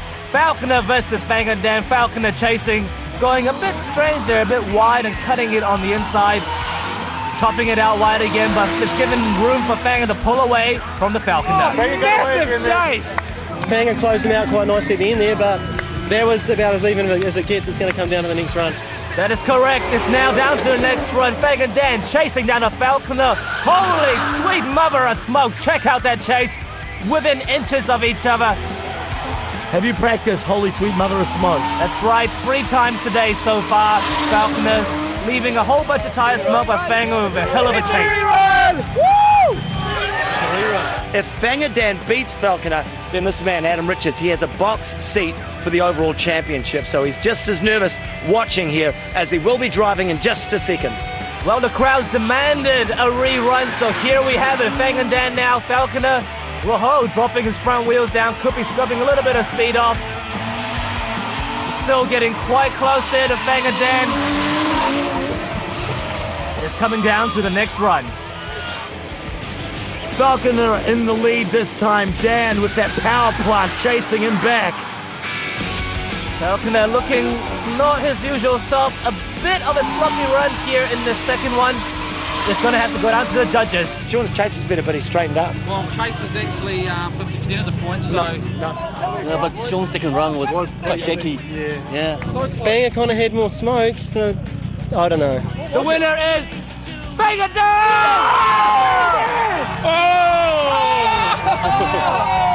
I just won the championship. Before that happens, you've got to take out that man sitting in the car. Look at him. I know. Yeah, we're yeah. Exactly. Well, we won't be seeing that dream final between Falconer and Richards. Uproar and mayhem here at D1NZ. Fanger takes out the top contender, Sean Falconer. And that was some amazing drifting. Yeah, that was pretty intense. Yeah, it was awesome. Oh, for awesome! Your next semi-final, Gaz, Adam Richards. Well, they're not hanging around here. Adam Richards wants to find out if he can take out this championship. He just called Gaz out and they win. No ceremony, nothing. They're going for it. Did you see that headshot of Adam before? Brooke, look at that smile. He knows if he takes this, he wins the 2005 championship. The cash, the duggers, the dinero, the rubles, the moolah, the ladies, the cheddar. Adam's looking pretty comfortable, but Falconer hopes otherwise. I'm hoping he'll spin this run. Here we go. Such a nice guy, Falconer. Right, Gaz, the lead. Richards has to spin for Falconer to have any chance of winning the championship. Sean and the whole of the White Cattle have their fingers crossed that this is going to happen. But no! Adam wins! I think it might be over for me. That was a good run by Adam. Well, unless they rerun it. Yeah, you know how the judges are with those reruns. They love Adam Richards! Adam Richards is the 2005 D1NZ Grand Champion. But before he can claim the Bikini Girls, the runoff for 3rd and 4th, Falconer versus Gaz. Through the first sweeper, both entering pretty late. Falconer's, of course, very strong throughout the whole year, but Gaz is an up-and-comer. It's his second time out at Pukekohe with his new S14. Falconer saying if he can't win, at least he can go home with 3rd place. He is the crowd favourite, Falconer, but this kid Gaz, he's representing Dargaville. Looks like he also needs to be schooled in the art of the chase as well, and Falconer is just showing him how. You've got to be stoked anyways. Oh, I've had an awesome year. I can't complain. I'll go home tonight feeling pretty happy with what I've done. So I've got good sponsors this year and it's all been good. He was just about to cry. Adam versus Fanger, that's your final. Everyone's talking about Falcon and Richards, and then quietly in round 6 you've gone and taken out Falcon. Now it's your job to take out Richards. Yeah, I'm going to do my best, that's for sure. Thanks to Justin. He's been awesome. You know, I wouldn't be here if it wasn't for him. Fanger Dan is up against Adam Richards. Richards may be all happy about winning the championship, but to win round 6, he's got to get through that man there. The Tower of Power, Fanger Dan, Fonga Ray, Adam Richards, the Naki. That's right, look at the hardcore face of Fanger Dan as they sweep through that 180km/h sweeper. Both cars powered by RB26 motors, producing over 500 ponies. These are the two big powerhouses head-to-head in the grand final. It has been an amazing year for Adam Richards. He was an up-and-comer, then an established pro, now the fight back in the final round of D1NZ for 2005. The final run now ever for 2005. Whoa! Fanger Dan looking like he stuffed up a little bit there. Is that going to cost him the win? It does. Adam Richards takes out round 6 and then tries to hit on Fanger Dan. What a year.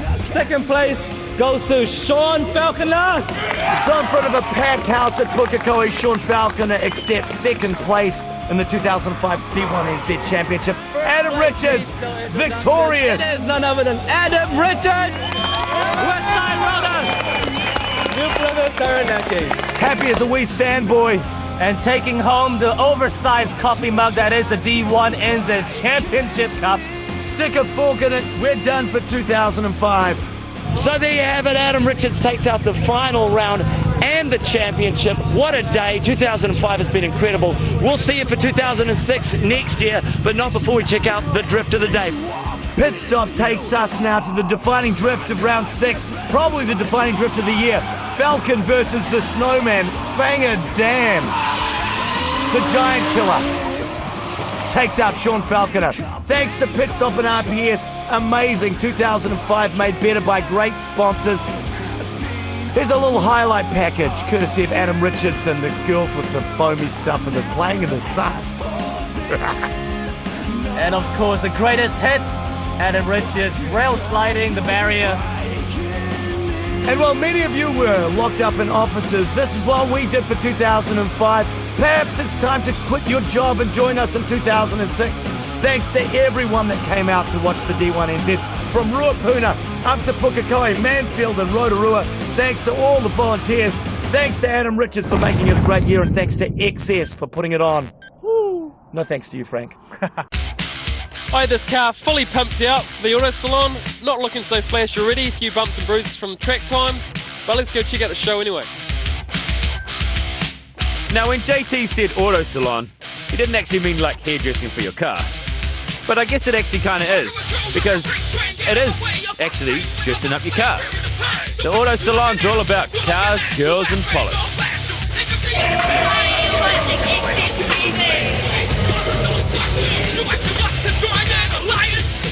There was rumours that Sheriff Boss Hogg was in town and the D1NZ boys needed a getaway car. It's a fairly mild setup, but it's made for reliability. It's an RB20 engine, turbo out of a Skyline. It's got all custom plenum, coil suspension, aftermarket diff, all the clutches. It's a basic setup, but it's strong and tough and reliable. This is a 100% drift car. It's a bit of show, but it'll definitely be all go at the end of the day. Just give me a bit more time and yeah, you'll definitely see it on the track, battling the other cars.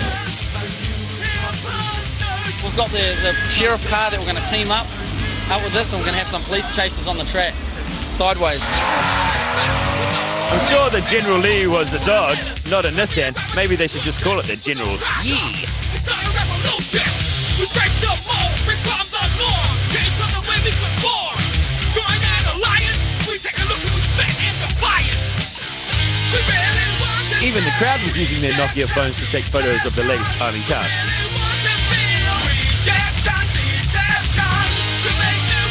A lot of mouths open wide and a lot of people just shaking their head, just going, oh my god, these cars are pretty up there as far as even show cars, but they get taken to the track and thrash.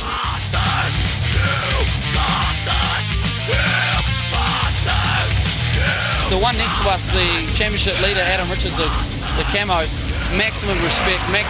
He's out there bashing it up, crashing it up, and can still turn up the week later, auto salon, and take away a prize. The D1NZ boys stole the show both inside and outside with their crazy antics. We start them up now and then. We're not really meant to, but we can get away with it. We give them a bit of a rev up, and we want to let them know that these things are the real deal. Drifting's the real deal, and they get thrashed.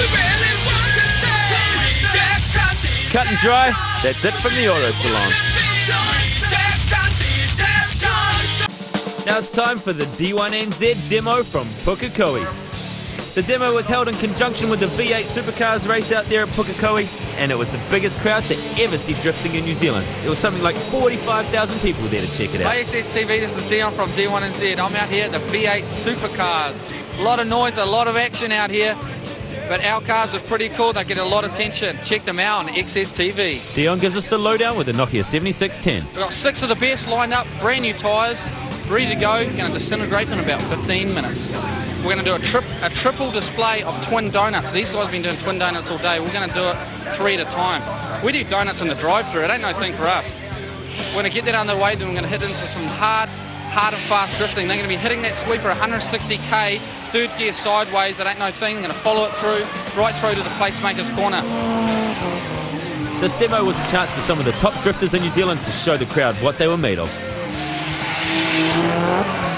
We plan to put on a good show. We're sort of tamed our, we're not going to be running at our full competition mode. We're just going to be relaxed, keep off the grass, keep on the track, keep those tyres smoking.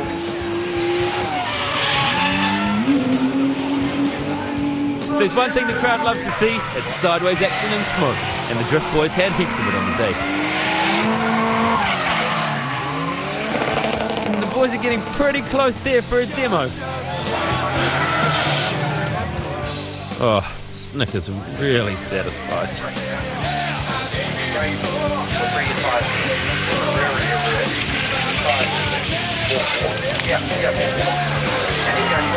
Looks like Fanger was giving it heaps. And he's stoked. Somebody else will probably pay for that. We're out of control, but the car's not out of control. Why do you tell me what to do? You make my life so hard. You're just way too damn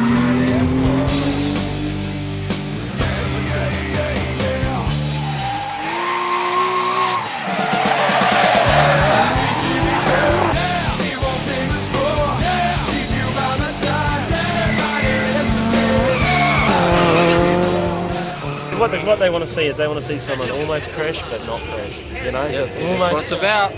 All we want to see, if you can go to the point where they thought it was all over and then you pull it off. Yeah, then that's celebrity overnight. That's what it's about. Celebrity overnight. Just trying to pull you in line, but I keep forgetting that we're enemies. Why do you keep me hanging on? You know I try so hard.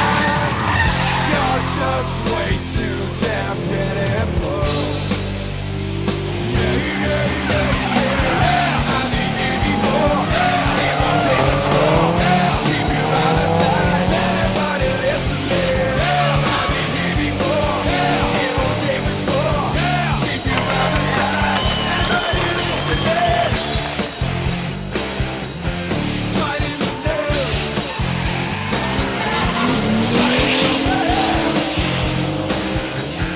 Tighten the nails.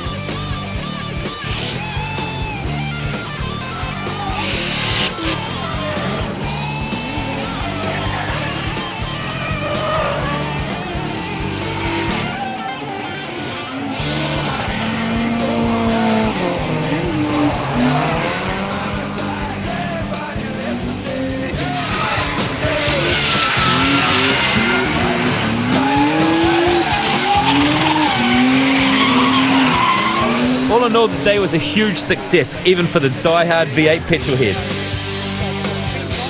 People were on their feet in the stands and they said it was one of the best things of the day.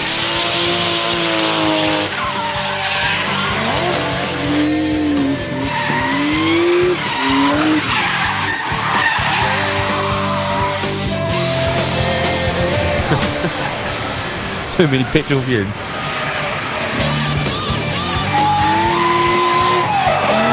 Sideways action and thrills and spills at Pukekohe. It's what drifting's all about. The drivers don't like spinning off the track. No. Everyone else probably does. We especially don't like the crashes, but the crowd seem to.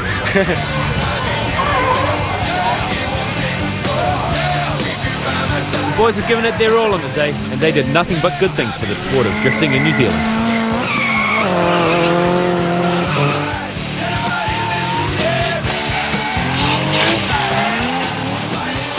D1NZ on Xstv #1.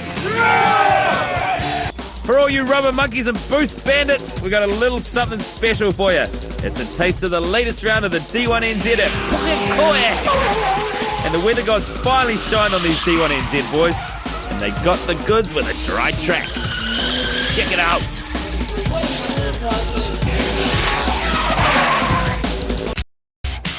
I had this car fully pumped out for the auto salon, not looking so flash already, a few bumps and bruises from track time, but let's go check out the show anyway. Now, when JT said auto salon, he didn't actually mean like hairdressing for your car. But I guess it actually kind of is, because it is actually dressing up your car. The auto salon's all about cars, girls and polish.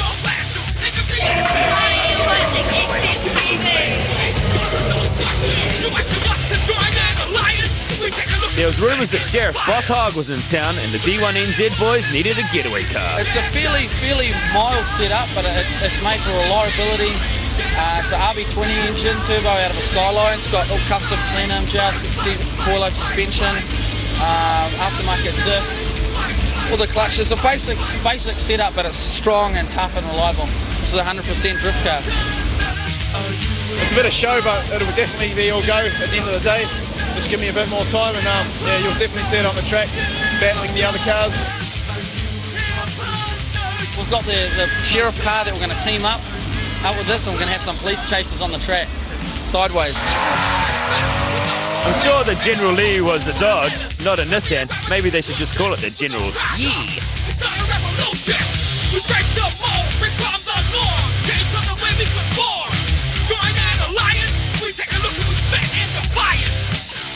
We really want to Even the crowd was using their Nokia phones to take photos of the ladies piling cars.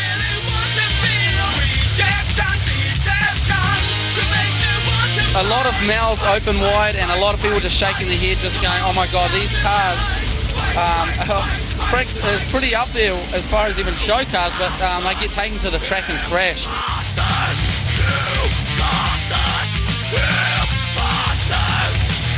The one next to us, the championship leader, Adam Richards, the camo, maximum respect. He's out there bashing it up, crashing it up, and can still turn up the week later, auto salon, and take away a prize. The D1NZ boys stole the show both inside and outside with their crazy antics. We start them up now and then. We're not really meant to, but we can get away with it. We give them a bit of a rev up, and we want to let them know that these things are the real deal. Drifting's the real deal, and they get thrashed. Cut and dry, that's it from the auto salon. Now it's time for the D1NZ demo from Pukekohe. The demo was held in conjunction with the V8 Supercars race out there at Pukekohe, and it was the biggest crowd to ever see drifting in New Zealand. There was something like 45,000 people there to check it out. Hey Xstv, this is Dion from D1NZ. I'm out here at the V8 Supercars. A lot of noise, a lot of action out here, but our cars are pretty cool. They get a lot of attention. Check them out on Xstv. Dion gives us the lowdown with the Nokia 7610. We've got 6 of the best lined up, brand new tyres, ready to go. Going to disintegrate in about 15 minutes. We're going to do a triple display of twin donuts. These guys have been doing twin donuts all day. We're going to do it 3 at a time. We do donuts in the drive-thru. It ain't no thing for us. We're going to get that underway, then we're going to hit into some hard and fast drifting. They're going to be hitting that sweeper 160k, third gear sideways. It ain't no thing. They're going to follow it through, right through to the Placemaker's corner. This demo was a chance for some of the top drifters in New Zealand to show the crowd what they were made of.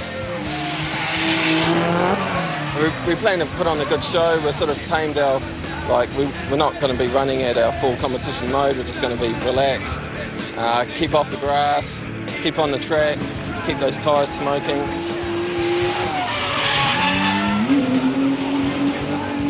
There's one thing the crowd loves to see, it's sideways action and smoke, and the Drift Boys had heaps of it on the day. The boys are getting pretty close there for a demo.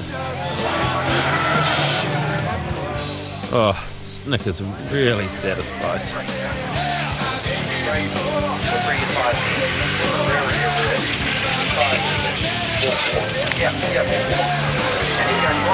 Looks like Fanger was giving it heaps. And he's stoked. Because somebody else will probably pay for that. We're out of control, but the car's not out of control. Why do you tell me what to do? You make my life so hard.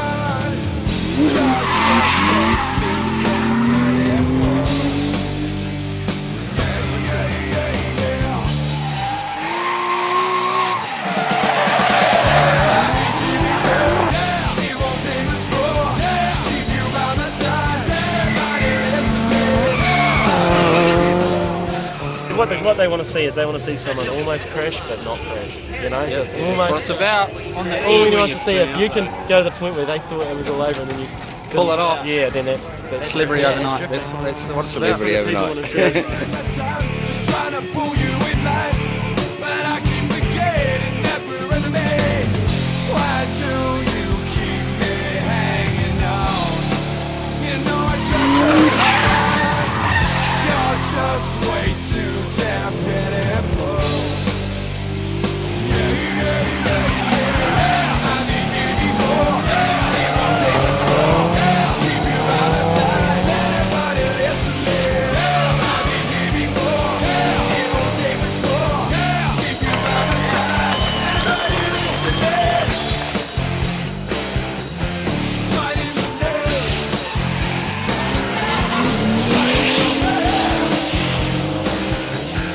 Tight in the nails.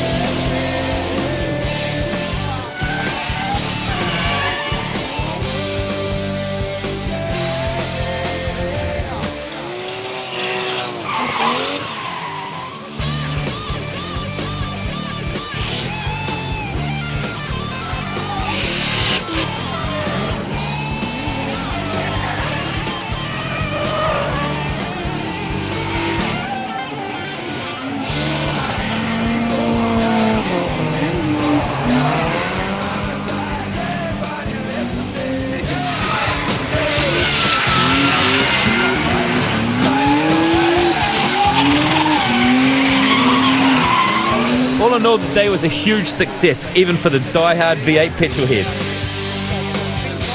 People were on their feet in the stands and they said it was one of the best things of the day.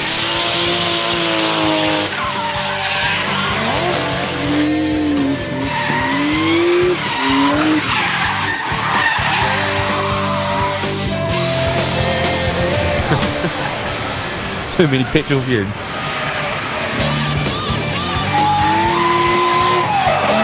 Sideways action and thrills and spills at Pukekohe. It's what drifting's all about. The drivers don't like spinning off the track. No. Everyone else probably does. We especially don't like the crashes, but the crowd seem to. The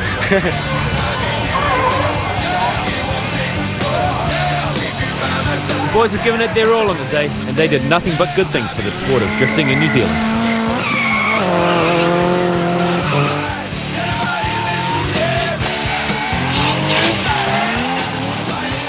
D1NZ on Xstv #1. For all you rubber monkeys and boost bandits, we got a little something special for you. It's a taste of the latest round of the D1NZ at Pukekohe. And the weather gods finally shine on these D1NZ boys. And they got the goods with a dry track. Check it out.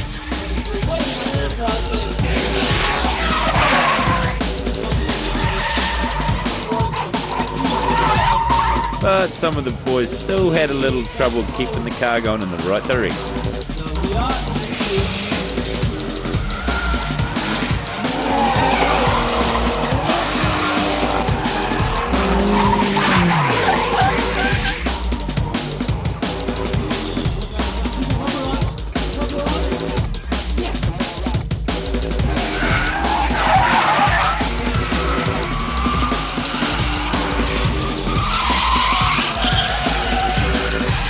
Good to see these guys finally get an opportunity to show their true drifting wares on this dry track.